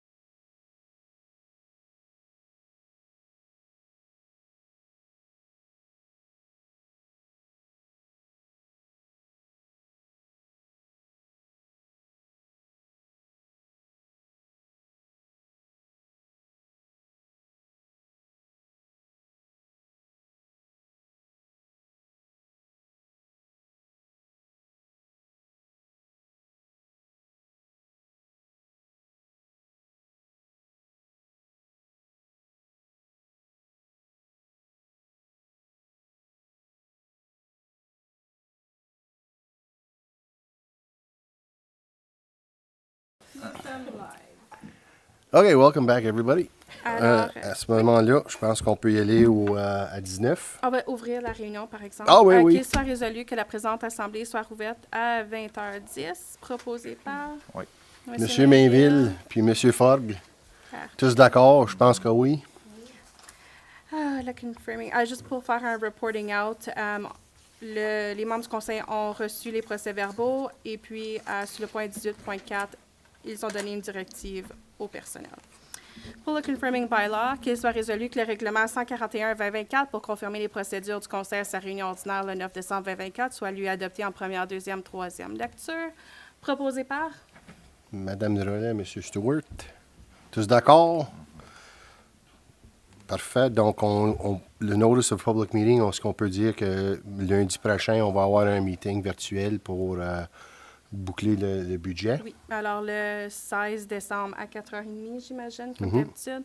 Parfait. Et ensuite, la prochaine réunion ordinaire tombe le 27 janvier 2025. Super. Excellent. Alors, ceci conclut notre... Une petite annonce, moi, juste oui. pour dans notre communauté. On a le 31 décembre, on a eu des idées de Saint-Albert. Alors, on va faire un party du jour de l'an, dans le fond, le 31 décembre, la nouvelle année, au complexe à Limoges. Alors, les billets sont en vente et puis c'est le groupe de Limoges Recreational Committee qui s'occupe de ça. Alors, il y a des affiches un peu partout dans la communauté à Limoges là, que vous allez, même jusqu'à Embrun, on en a mis aussi à Casselman. Alors, si les gens n'ont rien à faire, définitivement une belle soirée. Parfait, merci. Parfait. C'est tout, parfait. Alors, la réunion est conclue à 20h18. Parfait.